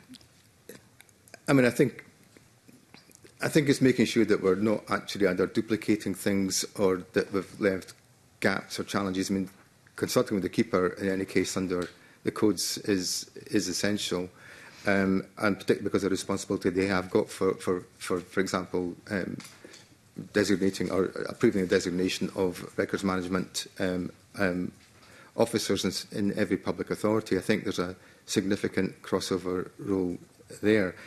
But the consultation in terms of the actual code and the code of practice, that's where I warned. I don't want to find that all that work is done, that consultation takes place, but then it still has to be approved and it doesn't actually go through. It's not going to work unless we get this done properly and quickly to replace what we currently have. Otherwise, we still have to go ahead with the publication schemes, and they are utterly discredited. I had to spend a lot of time doing model publication schemes for as I pointed out, GPs and others, because there's no possibility of a single practice doing a publication scheme for their one single practice. So we're creating model schemes that you could then say that we're adopting that. I'm not certain that anybody ever looked at them ever again, to be perfectly frank. Okay, thank you.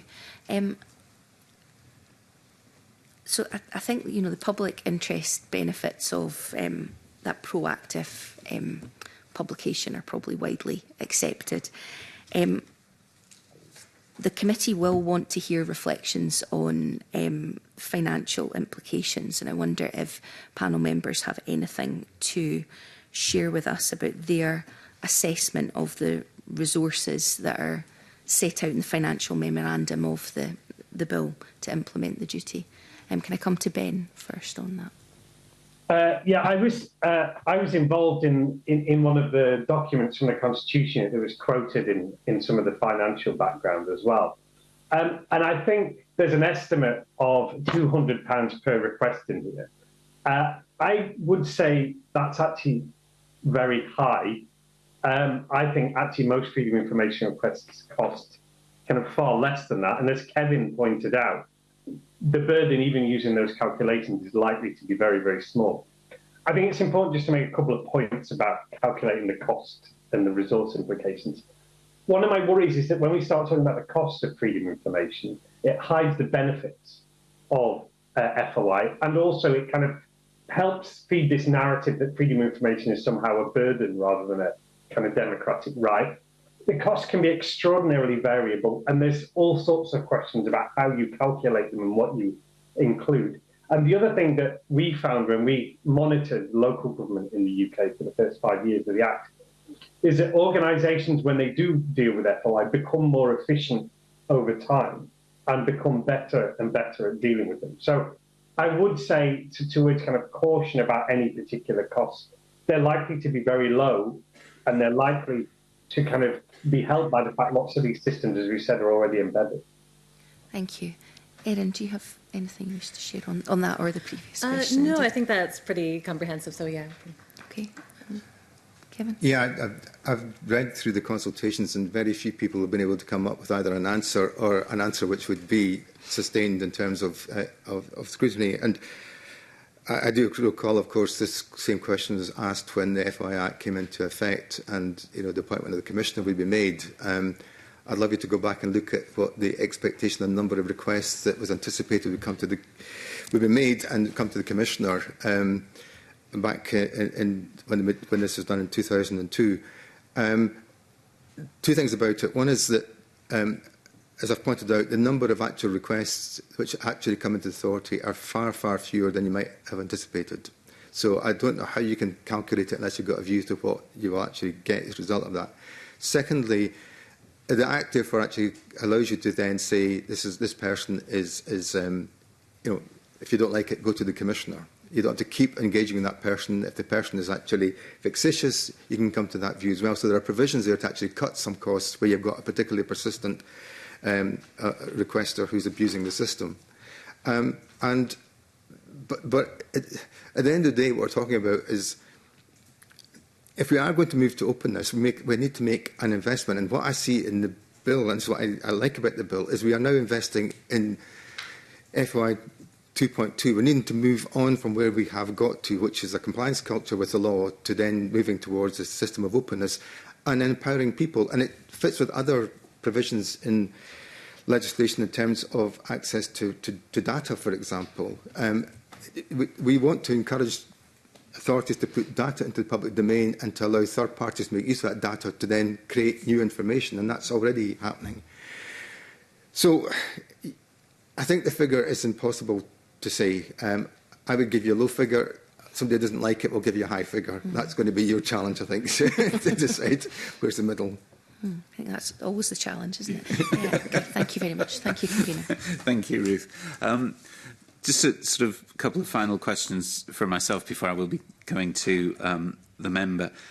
One of the new figures in this bill is the information officer, and a lot of evidence has been drawn, obviously, from the sort of role of GDPR and actually, indeed, the records management. Is that a fair comparator, or actually are we looking for something else in that role of information officer by way of obligation and expectation? What should we understand by it? Because I think that's important for the purposes as we move forward of clarifying what that role is. Again, because you're online, Ben, I'm going to come to you first. Thank you. Well, it makes sense. It makes sense to me, the comparison in the evidence. And actually, across local government and smaller bodies, the person dealing with data protection, the person dealing with FOI is often the same person. Thank you. Erin? Yes, I think I would agree with that. I mean, it's not unusual to have an information governance officer in an organization who's got a wide remit covering both data protection and freedom of information. Similar to the ICO, of course, in England is also responsible for data protection and freedom of information. So I think whilst they are quite separate and do have separate aims, I think they are kind of two sides of the same coin in a way, and so it could be combined in many respects. You've spoken a lot about, in fact, a lot of the evidence has spoken about the need for adequate information management systems. May there indeed be a benefit if it is the same person, although the roles will be slightly separate and distinct? Do you see that as a way of moving that cultural shift that is needed? Yes, I think potentially. I think it could perhaps I think by sort of combining the roles as well is kind of showing that, it's not just about data protection, but also about providing public access to information proactively. I think it could sort of reinforce and strengthen that role of information management within an organization, especially as we kind of, things are moving on in terms of technology. It's quite important to have those roles and have those roles retained. And so I think it could perhaps strengthen it in that regard. Thank you. Kevin? Yeah, I mean, this is one of the elements of the bill I'm, again, strongly encouraging. In fact, the question's got to be is why don't they exist already? I mean, so we mentioned data protection legislation requires you to have a designated data protection officer. When the Records Management Act came in Scotland, they had to designate somebody who and the keeper looks at that. So, for example, Information Commissioner is this person with corporate responsibility for compliance, and then the head of Office Services is a person responsible for the practical implementation of the requirement of a records manager. So that's an office with 28 staff.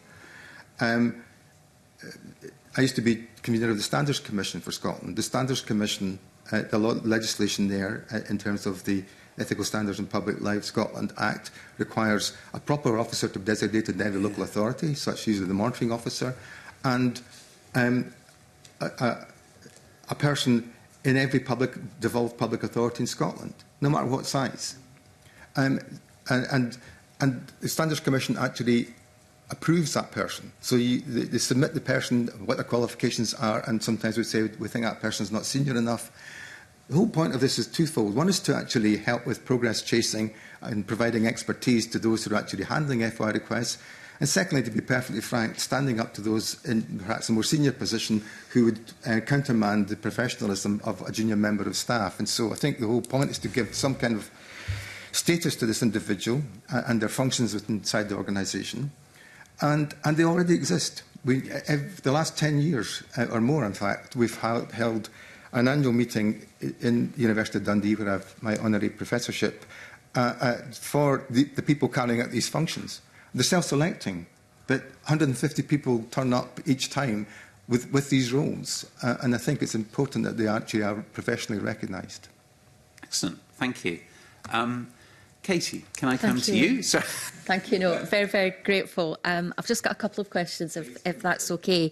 And my first question is about new designations and costs and benefits. And I think, as Ben has said, there's a wide range of views in terms of the cost of FOI, but there's also significant benefits to the public purse for FOI by driving transparency, particularly for big organisations.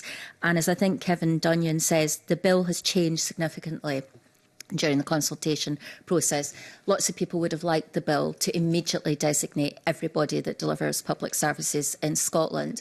But in reality, this bill won't do this. But what it does, what it's aiming to do, is to try and help drive new designations, particularly by the creation of the Parliament having a role. So in relation to that, could you maybe say something about, really to make it real to people, what this bill might mean about the sectors or the bodies that you believe should be prioritised in terms of designation of FOI? What would your advice be to the Parliament in terms of what the priorities should be? I don't know if Ben would like to come in first. I was going to hand over to Kevin and Erin really for this one. I don't really have a view about it. Thank you. I appreciate your downside. Kevin. I think, obviously, post-COVID, one of the areas that people are concerned about is what happens in health and social care sector. Mm-hmm. And I also understand, of course, that sector feels that it's already under pressure. Mm-hmm. And there are challenges which have got nothing to do with FOI in terms of costs. But nevertheless, I think it's quite obvious that if your elderly relative is in a council care home and you can make an FOI request to that council care home about the quality of the care provided there, but you can't expect necessarily a response to a request to a private care home, which with public money is providing the same service, then obviously there is a feeling that you are disadvantaged. Two things I'd say. I'm sure that care homes don't actually ignore information requests. And secondly, I don't think, as I've demonstrated from the figures already, that they're going to have a tsunami of requests being made to them. But I think that sense of entitlement and setting up to actually they will deal with subject access requests in any case about that individual. So it's about the regime inside the care home, not about the individual patient necessarily. I think that's really the essential area. And I know it's challenging for the care sector to hear that, but I think it's necessary. I think we still have to get some of the big infrastructure projects within the scope of this. There are vast sums of public money being spent in an opaque fashion, and vast sums of money being spent on services which are sometimes substandard. The idea that rail can dip in and out depending on whether the private provider then fails and it comes back into the public sector, and hey presto, then the unions and the customers can actually then begin to make requests, I think is nonsensical. Now, as Erin knows, there was a case, however, in England where a judge decided that running a rail service is not the role of the public sector. Well, the reality is, it is, as a last resort, we're regularly the running of a service. So I think where you've got a public function, significant sums of money, and on a case-by-case basis, then designation should be carried out. So I'm not suggesting the gateway anymore. I'm just suggesting that these are the factors you would then use when actually applying the designation process. So the rail sector is obviously one that's heavily unionised, and there's been litigation to try and extend FOI into that sector. And as you say, now, for example, ScotRail's in public ownership and therefore has to comply with FOI. But there's many sectors that perhaps don't get as much attention, where we have massive public contracts with many, many millions of pounds going to multinationals to provide public services. So could you maybe say something in terms of the benefits there might be in extending to some of those really large contracts with multinationals? Maybe, Kevin, from your experience. You can sometimes get this information second-hand from the contracting authority, but they'd sometimes have to then seek that information. If it was the case with prison escort services, for example, which is a substantial sum of money going out, and there were financial penalties for everything from sort of late turning up to court to a prisoner dying in the escort services. That information was often being withheld as being commercially confidential, and as the Commission had to overturn that, those kind of decisions. That information should be, if that information was the Scottish Prison Service, it would be in the public, it would be put in the public domain. Major PFI projects, the cost of Edinburgh Royal Infirmary, it was almost impossible to get that. It was actually, thankfully, a shop steward who actually asked for it, not even the union, a shop steward asked for the information. It took me, eventually I just simply said, publish it, because the authority could not actually give me the final contract. If they don't know the final contract, how can they actually scrutinise the final contract? And as I found out subsequently, there have been difficulties with that. So I think it's unrealistic to actually have a contract for 20 years at several millions of pounds a year, and to say that that's not actually providing a public service with public money. And I think that's where case-by-case designation should still take place. Thank you. I'm very grateful for that. I appreciate we've got a time problem. Yeah, I was going to say, I think Ben just had a short contribution. Yes. Oh, sorry. Ben, I'll come to Erin first, then I'll come to you. Erin, sorry. So yeah, I think I was sort of broadly in agreement there, and I think also there's, in addition to the sort of the matter of public funding, I also think we need to think about the fundamental rights that are at stake, and so I think that's why the care sector in particular has been one that a lot of people have really been proposing and supporting, and myself included. I think similarly, the private contractors who are responsible for delivering asylum and immigration housing are another one who are sort of ripe for being brought within the scope of FOISA. And so I think sometimes too there's a sort of a idea that, you know, we think of the care sector and we think about the people who are working on the front line, and of course, you know, we don't necessarily want them to be inundated with information requests, but I think we, as Katie points out, we need to sort of think about, you know, often these are large multinational companies that have these contracts, and so I think if we sort of like reframe the discussion that way and think about the amount of power that these organizations are really wielding and why they should be transparent. Thank you. Ben. Yeah, just to note that the UK Freedom of Information Law is expanding because parts of the rail service are coming back into public ownership, so are automatically going to become subject to freedom of information. Similarly with local bus services, if local authorities choose to take over them, they will also be subject to FOI, and I think transport will be a really, really important area. Just two quick thoughts. One is that something that can help is publicity about rights to information. If they are extended, then people should also know about it. And just to pick up on what Katie said there, I think there's always a hidden benefit to the introduction and pushing of freedom of information, because of course freedom of information saves money by catching out poor behaviour or exposing accountability when money's being misspent. But it also has a more subtle effect, which is, you know, the possibility of someone asking a question rather than asking can itself kind of discipline and stop poor behaviour. So there could be all sorts of sort of hidden behavioural benefits on the extension to new areas. Excellent. Thank you. Can I thank the witnesses for all of their evidence today, which has been fascinating. If there are any thoughts that come to you afterwards, please feel free to contact the clerks, and I hope you'd appreciate if, by way of reciprocity, if we have any additional questions, we may come out to you. But can I thank you for your attendance today, and I will suspend while we change witnesses.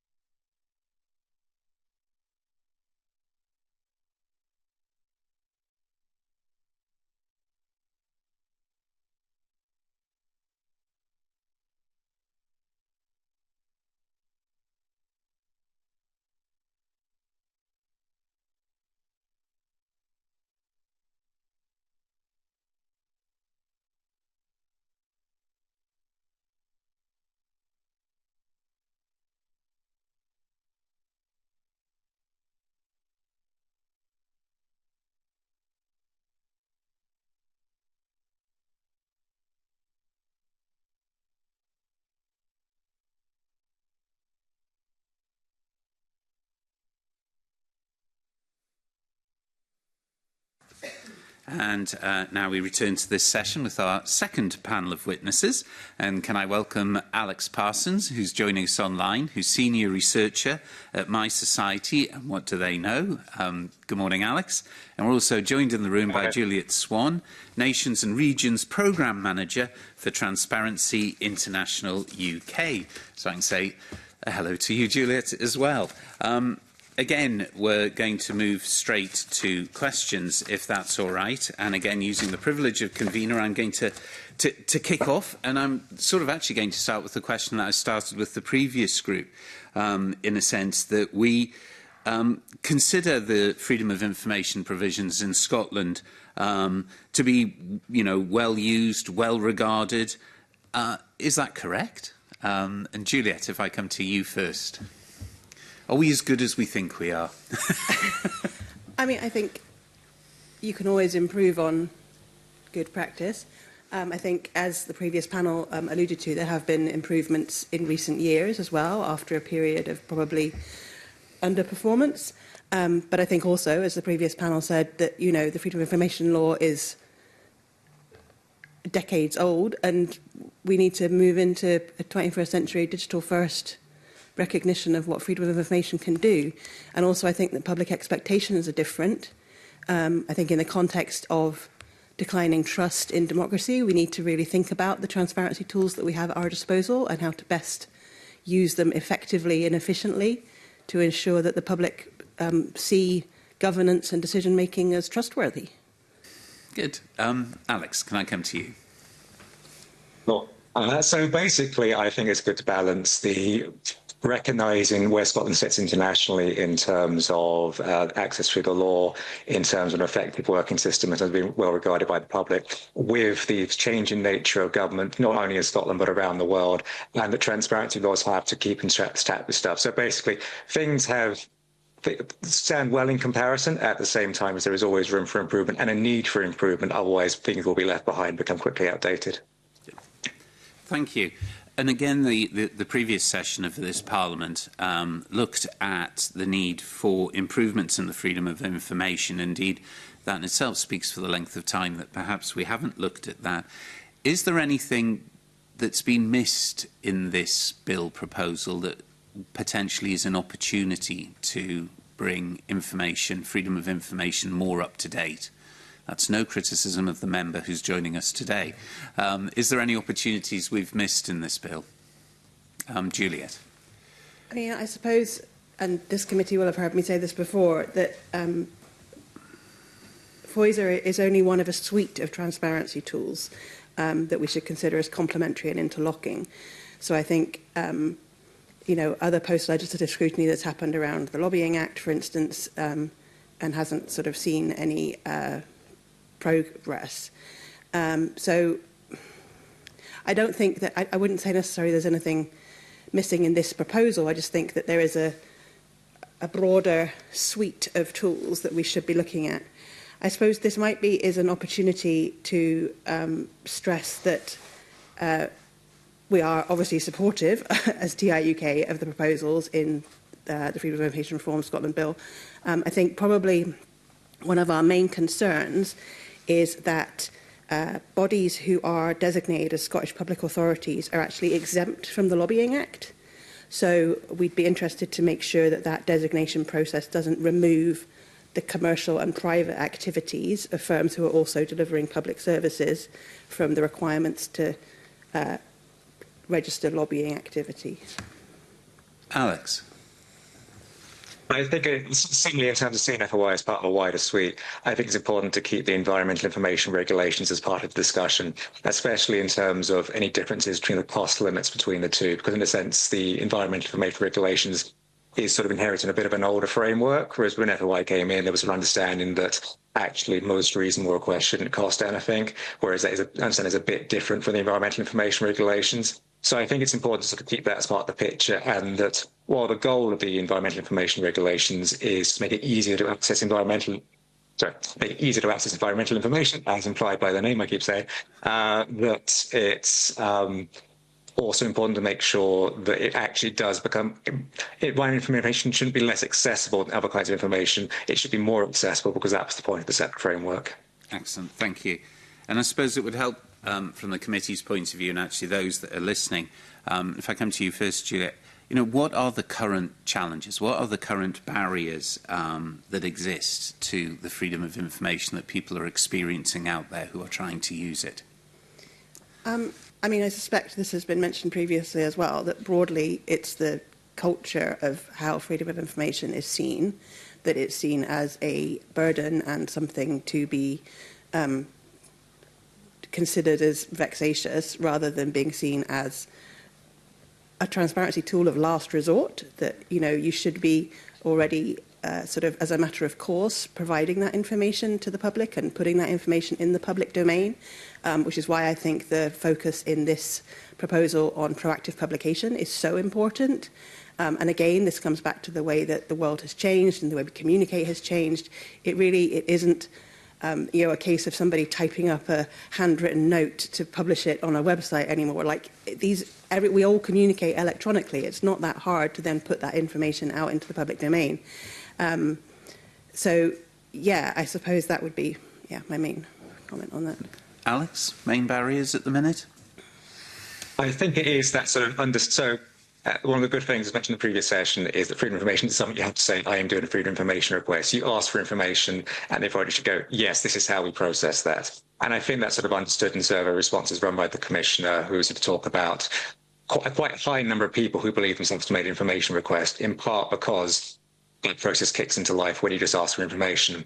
At the same time, it's not unfair to say that there are barriers just in terms of understanding how to use that legislation, in terms of it does, but it's when you start to engage with it, it does become more legalistic, more formal, in terms of understanding your responses that come back, in terms of understanding how exemptions were used. And so I think there is a barrier just in terms of if you are someone who just wants information from you, fairly often from a public authority that's close to you, physically, and in terms of the decisions they make about your life, your local authority, other local things, is that most people making requests are making one request once to one authority and do not have the institutional knowledge that serial requesters, like people, researchers like myself, or like journalists have. And so it's that sort of always being able to go from like 0 to 60 in terms of how do I use this right to information. Thank you. Sue, can I come over to you? Yes, thanks, Convener. I want to ask about the proposed amendment on the general entitlement, and if it doesn't alter the position of disclosure under the Freedom of Information Scotland Act, how might it still help shift that organisational culture or the public perception around the transparency? Sorry, is this the assumption that you should disclose? Yeah. So my understanding from reviewing sort of the consultation responses is that largely there should already be an assumption to disclose if you're offered a freedom of information request. And I think the move to, as I say, focus more on proactive publication would also suggest that, therefore, if you haven't already put this information in the public domain, you should justify why you haven't done that. And that should sort of be your first reaction. I mean, do I think it will actually change behaviour? That's a whole different kettle of fish, isn't it? And again, the previous panel touched on, that whoever's delivering on freedom of information requests would need to have the support and the seniority to be able to do that without feeling that they were going to be challenged or, blocked in what they were trying to do. So it probably is still that cultural shift, but you can't legislate for cultural shift, can you? So, Alex? Is there anything? I think it's the way I sort of think about this is public authorities aren't monolithic. And so what you sort of want in any sort of conversation about release information, if there are going to be people who are in favour of it and there are going to be people who are against it, and you want to put more tools in the hands of people who are in favour of it. And so you go to conferences with freedom of information officers, they believe in transparency, they believe in trying to make it work. And so you want to put more tools in the hands of people who want to make that transparent culture work. And this is one of the aspects of this bill that is sort of giving them those tools in terms of like, well, this is what the bill says, there is a presumption here. And just in terms of helping people make the argument that where things are borderline, they should go into the presumption of transparency. Yeah, following on from that, Alex, you're saying that most of the public authorities and the bodies are saying they're operating under that transparent world. Why then do users often feel that exemptions are used as a default to withhold information and have quite a different view, and they're looking all a bit sceptically? Could you say the question again? I'm struggling to hear Alex as well. I'm sorry. I know there's a bit of both. You're going in and out, which is making me thinking a bit weird. I'll ask Juliet the question again, and maybe when I ask Juliet, it'll pick up from you. Public authorities say they already operate with that presumption of disclosure and are open and transparent. Why then do users of the FOISA often feel that exemptions are used as a default to withhold information? You sort of answered your own question. Okay. I think, as Alex says, that's one of the reasons why you need more tools in the hands of the people who would seek to pursue transparency, whether that's people who are applying for freedom of information requests or people who are seeking to meet them inside public bodies. I mean, it is frustrating. Like, you can sometimes predict which exemption will be used when you're putting in an FOI request. You're like, oh, you're going to tell me that's commercially confidential. And so, you know, that's frustrating. And I guess, again, without wanting to sort of repeat myself, that's why it comes down to a cultural shift where it's like almost, why shouldn't you share this? Not, no. No, why that you should share this. Yeah, so, you know, you negative. have to sort of demonstrate why. Yeah, I'm not really explaining myself terribly well. I get what you're saying. It's a double negative. Like sort things, of Alex, engineering it slightly. Alex, can you help us with that? I think something that's interesting in FOI statistics is the unreasonable effectiveness of internal review, in the sense that people get more information released after internal review than should really happen if the first decision was correct. And I think that is sort of going to be a range of things. It's going to be the experience of the first responder. But it also is sometimes a strategic play to see what happens, to see if someone goes away or see if someone is going to go to the next stage where after they can appeal to the commissioner. Okay. So I think in that sense that there is, it's again, that in terms of, talking about the previous question, in terms of things outside the scope of this bill, the looking at the review system, making it easier for the commissioner to understand what's happening in internal review would be part of encouraging incentives all the way through to give the best answer the first time round. Give the best answer the first time round. We'll get that out of that one. Thank you very much, Convener. Thank you. Emma, can I come to you? Yes, Convener. Good morning to both. There were some conversations with the last panel around Section 5 powers and this feeling that it's taken an awful long time to make use of them. Do you have any thoughts about the root causes of that kind of delay and what more can be done to make sure that these powers kind of keep pace with the changes to public service delivery? I mean, I imagine that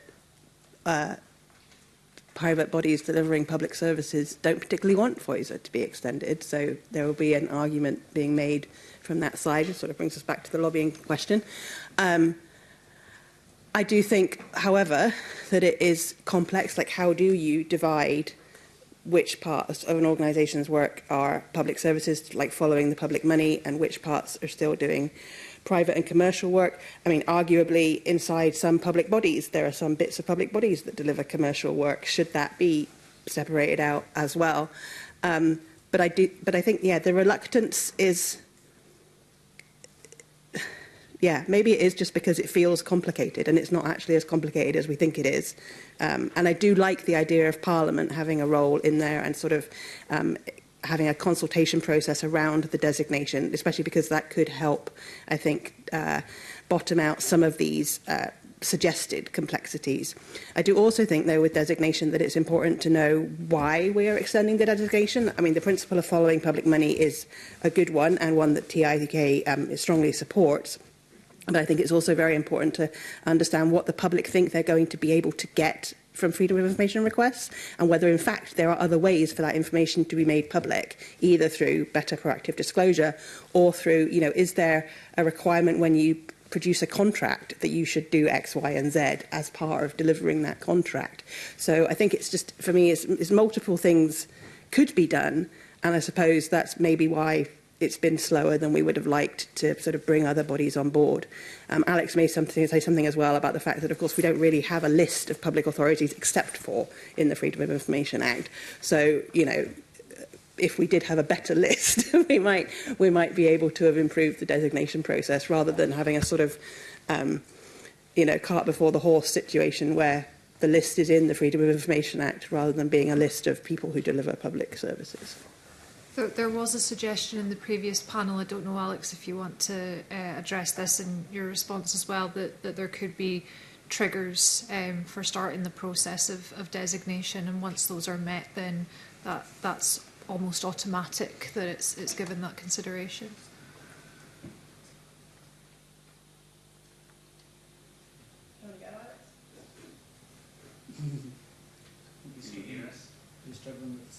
Sorry, I need to be unmuted. So, yes, I think this is one of the interesting things with bringing the Parliament into the picture, is it sort of encourages like an alignment of incentives all the way through, that there is, rather than just a debate, there is a potential backstop to designate things anyway that encourages that sort of discussion earlier on, that it's like, well, OK, we've done all this consultation, the Information Commission is in favour, all this work has happened, there's no clear reason not to do it, or incentivise the government to give a really clear reason why, despite all that work, it's still a bad idea. So it encourages giving reasons, it encourages being clear about what's going on through the process. I found it interesting, Juliet, in your answer there, you mentioned lobbying and that perhaps causing delays, I think is how I picked it up. Do you feel that would be then harder for lobbyists to do if it were the whole Parliament that were involved? That's a really good question. I guess it's probably harder to lobby, yes, across a whole parliamentary decision-making process than it is to lobby specific government decision-makers, right? Because there are fewer of them. And the way that lobbying works is that, you know, the more contact you have with somebody, the more sort of you become almost captured by whatever they're telling you. So if you're regularly spoken to by X industry, that, you know, so it's like, of course you don't want to extend FOISA to us, we're lovely, then, you know, you're going to sort of adapt that thought process. I do like the idea of triggers, though, leading to designation, and I'm wondering if even, like, in applying for public money for a contract or something, it's like, you know, one of the sort of conditions of applying is, in applying for this money, you will be subject to FOISA in how you deliver this contract. I mean, and then that would be up to the body applying to decide if they wanted to go through that process or not. And that would tell you something about who was then wanting to still apply to spend public money as well, I suppose. In general, would you see the parliamentary route to designation as likely being faster? I mean, I suppose what I'm suggesting is that if a Parliament decided that there was a designation process and then that process was agreed that you could then apply it per sort of outgoing of public money, that would be even faster. Because obviously the risk with Parliament is there's only so much time in the day, and how do you, you know, keep doing all of the things you need to be doing, including deciding on further designations. Thank you. I think I'm going to come back to you, Sue. Yes, you are. Thank you. So, we're talking about the reset the clock approach here. Okay, just so you know. So some of the evidence submitted to the committee suggests that the current reset the clock approach can feel adversarial to requesters. Okay. Do you believe that a pause mechanism would lead to a better relationship between public authorities and the public? Well, Juliet. I mean, I think this probably comes back to Alex's point earlier, right? Like, do it right first. And certainly, I mean, in my experience, sometimes I've been asked, for instance, like, could you limit the time frame a little bit because we have so much correspondence? And so I think if you can maybe identify, a way to get sort of a first tranche of information, if you will, and see if, you are going to get anything useful from it. So I think that sort of back and forward, if both parties are doing it in good faith, can be helpful, and therefore a pause would be a useful way to just sort of allow that to happen. And I think, as was said earlier, that then the pause would start again once the information had come back from the applicant. So I can see that being beneficial. But as with many of the proposals inside this bill, it's going to come down to the good faith element that I spoke about, and that it could still be, you could still try and use it maliciously if you wanted to, but, hopefully it would be an improvement. Alex? Yes, so I think it is that sort of question of wanting the system to work in good faith, but also making sure there aren't mechanisms that can be abused. And I think switching from a reset to a pause helps shift that along a bit, that there is still some potential to throw some obstacles, but much less, and that's an improvement. Do you think there's a risk to public trust if the public authorities aren't sufficiently resourced to meet that 20 working day deadline? Would that make... Yeah, carry on. Only that that's generally the case for freedom of information, that if the public trust is dependent on timely access to information and public authorities are not resourced appropriately to do that, then that undermines the general principle of the Act. So like the resourcing and support given to freedom of information in public authorities is practically how the Act works. Do you think, Juliet, this proposal could improve the experience of Freedom of Information Scotland Act users and then maybe strengthen the trust in the system? I think it could. I think on both sides it could help both people who are applying for freedom of information, and as we've both alluded to, that if people who are trying to respond to that are like, well, I have to do it within 20 days, I can pause if I need to, have a conversation about exactly what it is you're trying to get out of this freedom of information request, because obviously some are better cast than others. So, yeah, I mean, I think one of the points of freedom of information, right, is it's a backstop on having access to transparency of decision-making and public spending. And the need to know that quite quickly is important. If you only find out after months of delay, then sometimes you found the information out far too late for it to have had a proper impact on either how the money was spent or any sort of outcomes of how that money was being spent. So, you have to put a time limit on it. And yes, it's sensible to have a back and forward, but yeah, I mean, and then obviously if you don't meet that time limit, then that's when further processes can begin and appeals to the Freedom of Information Commissioner, etc. So what are your thoughts, Juliet, on some of the alternative proposals, such as a shorter time limit, 5 working days we've got for seeking that clarification, after which only a pause would apply? And do you think that would balance the needs of requesters with the operational realities of public authorities?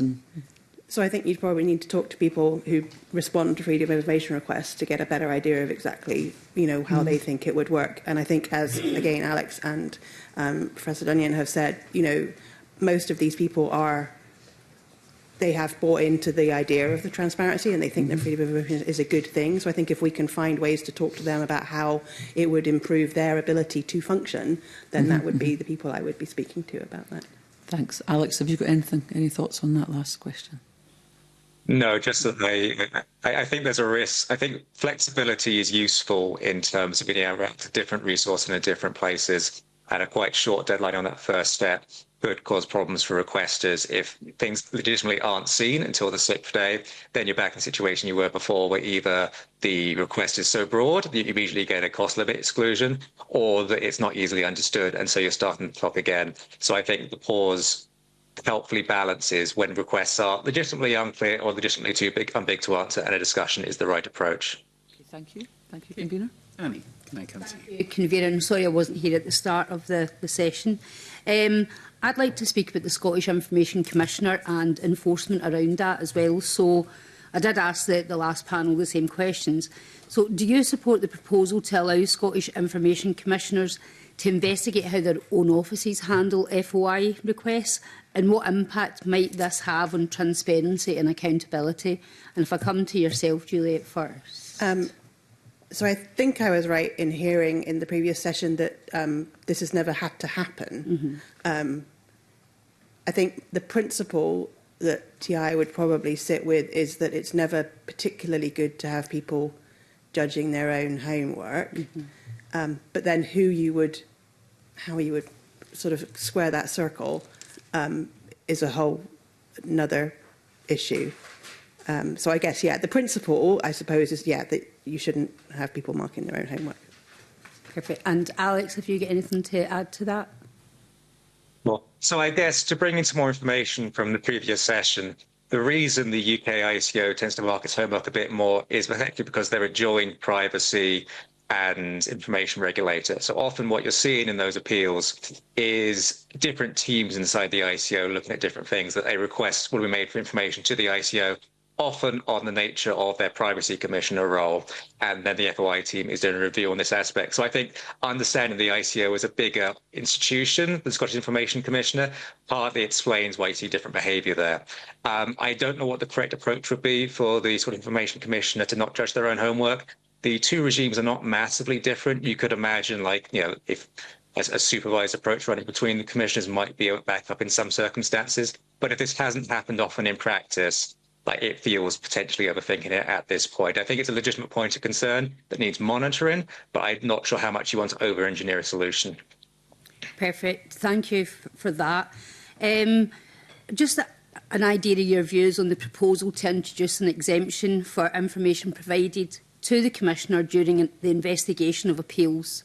What is your sort of views on that? Should that be exempt? Alex, I'll come to you first, since I was with you last. I think our view on this was, I can see the reason for this, especially in terms of the Information Commissioner is gathering more information in one place, that it sort of enables a sort of clear view about, like, this is part of the investigation and it should release information if that is legitimate. I think our only thing was making sure that it was quite tightly focused around any extra information that comes from extra powers and doesn't sort of broaden it. I don't think you want a situation where the Information Commissioner having an investigation changes the status of some of the information, but you should hope the investigation should lead to the right outcome. Perfect. Juliet, have you got anything to add to that one? Nope. No.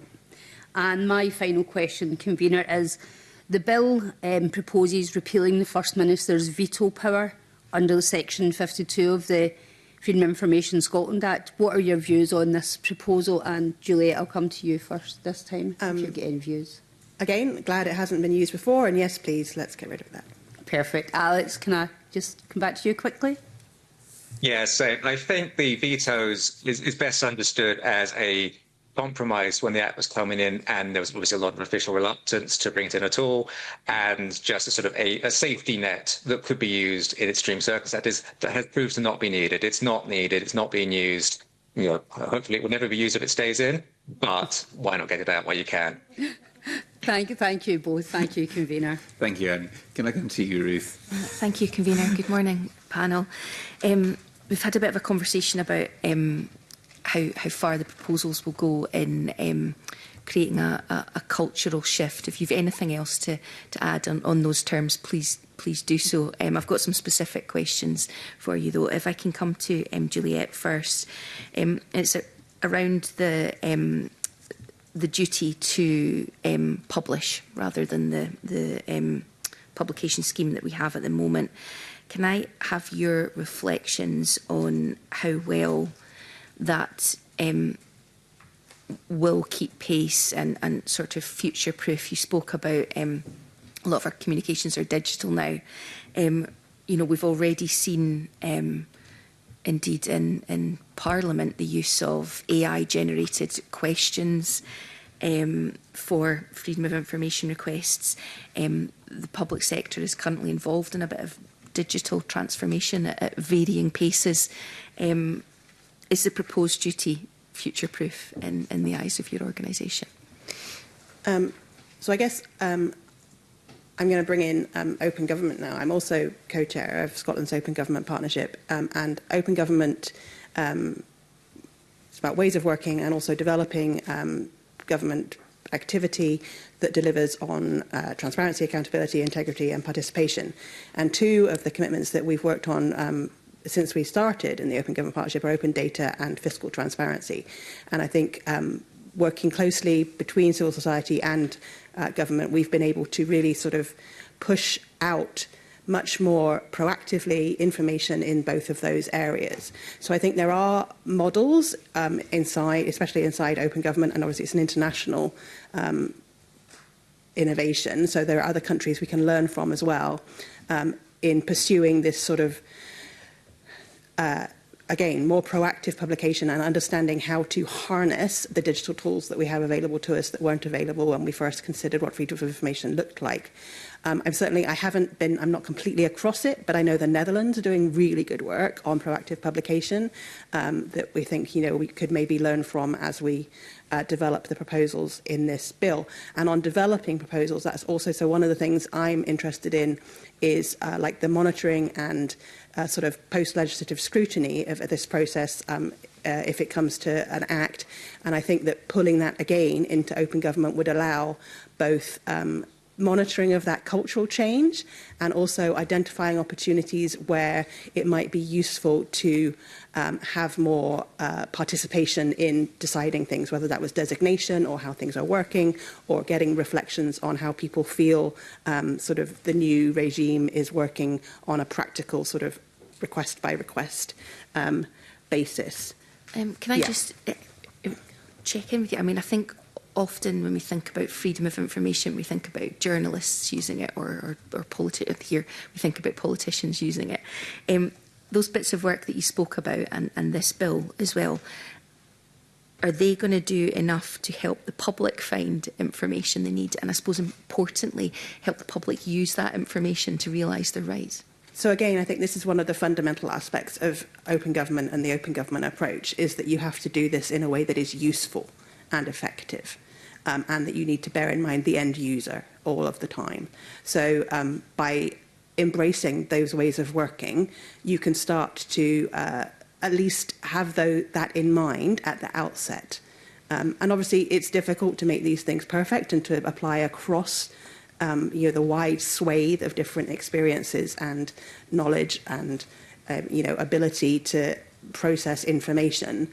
But I think, we had an interesting presentation from one of my open government colleagues in the Nordics, and they said they always like to imagine, their great Aunt Beth, and, will she understand the information that you've just thrown out at her?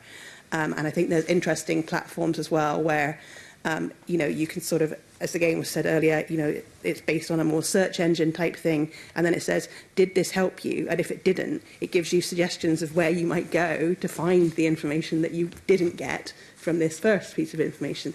So again, I think it's about, pulling things together a lot more and seeing it all as sort of one big ecosystem rather than having all of these separate databases in different places. Fantastic, thank you, that's helpful. Alex, if I could come to you. Now, please, you noted in your evidence concerns about data fragmentation in the public sector.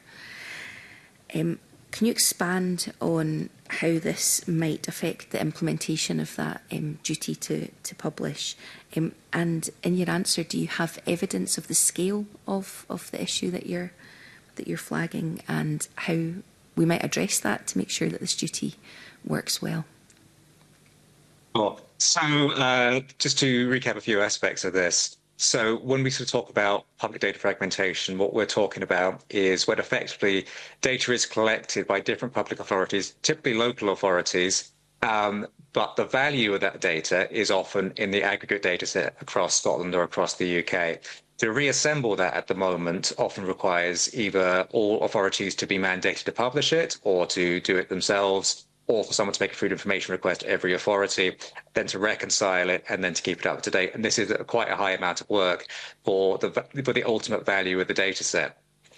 And what is I think exciting to me about the proactive publication part of this bill is in moving things to a code of practice, it makes it easier to be kept updated over time and to provide frameworks for thinking about how to join things up. So this is not necessarily like mandating you must publish in this way right at the start in the legislation, but is given like forums for like, we're all trying to publish this same data set. If we publish on our own, no one gets the value that's really, we put in all the work in, but the value isn't coming out of it. But if we do a little bit of coordination work with the Information Commissioner, and you're providing a framework for like how you talk to each other, that really enables to get the most value out of that public data to make sure it is not just feeding into the immediate requester, but into subsequent analysis, into subsequent research that informs policy, and into subsequent commercial products that are then reuseful to the general public. So that is sort of one of the problems about just publish things for freedom of information is it ends up fragmented. Having more standards in place to help join up the conversation helps get the most out of it and helps do proactive publication well. On terms of the scale, I don't have any numbers off the top of my head, but I do know frequently that, so one of the ones we looked at were the requirements to publish produced in 2015. And similarly, what's the best example I can use of this? I think there was a set of, I've forgotten the institution involved, but around Scottish local authorities' actions around climate change, where this was essentially starting off as an outside project that was asking lots of questions about local authorities, but became embraced as an official government project that was, the data standard was adopted via legislation to create this sort of framework. So there is a sort of an escalating ladder between let's find out what's already there, let's formalize this informally, and then actually this is really useful, and let's get this towards being close to, if not official statistics, then useful government statistics. Thank you, that's helpful. Thank you, Convener. Thank you. Just before I bring Katie in, I've got one question about the proposal about extending the offence of altering or destroying records, which in one sense frequently comes to light because someone's put a Freedom of Information request in. But do you see any challenges, or do you see a value in that where there's no Freedom of Information request being put in, and perhaps actually the destruction of the records comes about into the public knowledge in a completely different way? Is there anything we need to be cautious about in just blanketly extending this? Alex, if I come to you first. I certainly don't have a strong opinion on this one because I don't feel we have a good set of expertise on this area. I understand the point you're getting at, but I don't think I can give you useful information. That's fine. Juliet. So I think in this area, the Martins review into WhatsApp deletion during the COVID pandemic is actually a really good and expansive review that has a very good set of recommendations. I would be interested to know how those recommendations are being implemented. The committee may wish to ask for an update from government on how the Martins review is going. I think that piece of work should inform this policy area. So actually the strength of it is the fact that the sort of purposeful destruction of records in any situation should at the very least merit questions as to why it occurred. Well, I think exactly. And I mean, what that revealed to us, right, is that record keeping is important and knowing how record keeping happens is important, and the culture around how record keeping happens is important. But as I say, I think Emma Martins, it's a really good and useful and comprehensive analysis that I think could be applied beyond the specifics of WhatsApp in COVID. Excellent. Thank you. Katie, can I come to you? Thank you very much. And I'll just ask one question, if that's Please okay. So there have been campaigns over a number of Scottish Parliament sessions now, both to update and to extend freedom of information in Scotland. And indeed, as has been mentioned in the last Parliament, the committee undertook an inquiry, took evidence and produced a report with recommendations. And indeed, this bill is partly in response to that. It includes some of the recommendations, or as an attempt to try and deliver on some of those recommendations, and indeed recommendations that have been made by the successive information commissioners who all support this bill. So a lot of the submissions talk about public trust, and they talk about the popularity of robust freedom of information laws. So what is your opinion of the likely views, particularly of campaigners, but the wider public as well, if there's a failure to take action to address some of these issues that have been raised time and time again over a number of parliamentary sessions. And I'll go to Juliet first. See what you're getting at, Katie. So I think, obviously, given the amount of attention that has been paid to bringing this law up to date and into the 21st century, that a continued failure to do that will rather suggest that a system that we know could be improved upon, would lead to questions being, well, why do you not want to improve it? What is it that you want to hide? And I think, yeah, as I sort of referenced at the beginning of my contribution, given the ongoing decline in trust and democracy, I think following the money reforms to FOISA, a move to proactive publication, improved transparency of decision-making, they're not just nice to have, they're essential protections against a rollback of democratic norms that we're seeing globally, and I think that's really important. And again, I think that, making sure that we are still in Scotland abiding by the highest of international standards on freedom of information and not falling behind is absolutely a vital step. Thank you. Alex. And I think it's very important for freedom of information we don't like freedom of information for its own sake. We like it because of the benefits it brings, because of the wider impacts it has on encouraging good, effective government projects and encouraging transparency, encouraging reduction in waste and corruption. And I think that's where a failure to keep freedom of information up to date in a timely way really kicks in. It's not that the story in the news or in the newspapers is this scandal resulted from a lack of freedom of information, but that is kind of what is behind that a lack of transparency, a lack of accountability leads to more bad things happening, which is bad in general, bad for public trust and bad for people. So I think that is sort of the consequence of not keeping freedom of information up to date, not keeping freedom of information reflecting changes in how government is run, is that bad things happen in how government is run, and that is just generally bad, and that is what people notice. They may not understand it as this could have been prevented 5 years ago with new freedom of information, but that is part of the picture. Thank you. Thank you, Katie. Juliet, Alex, can I thank you for your evidence today? If there's anything that comes to mind afterwards, you know how to get in touch with us. And as always, we know how to get in touch with you as we may have questions. But can I thank you for your evidence today? And I will now close this public part of this meeting. Thank you.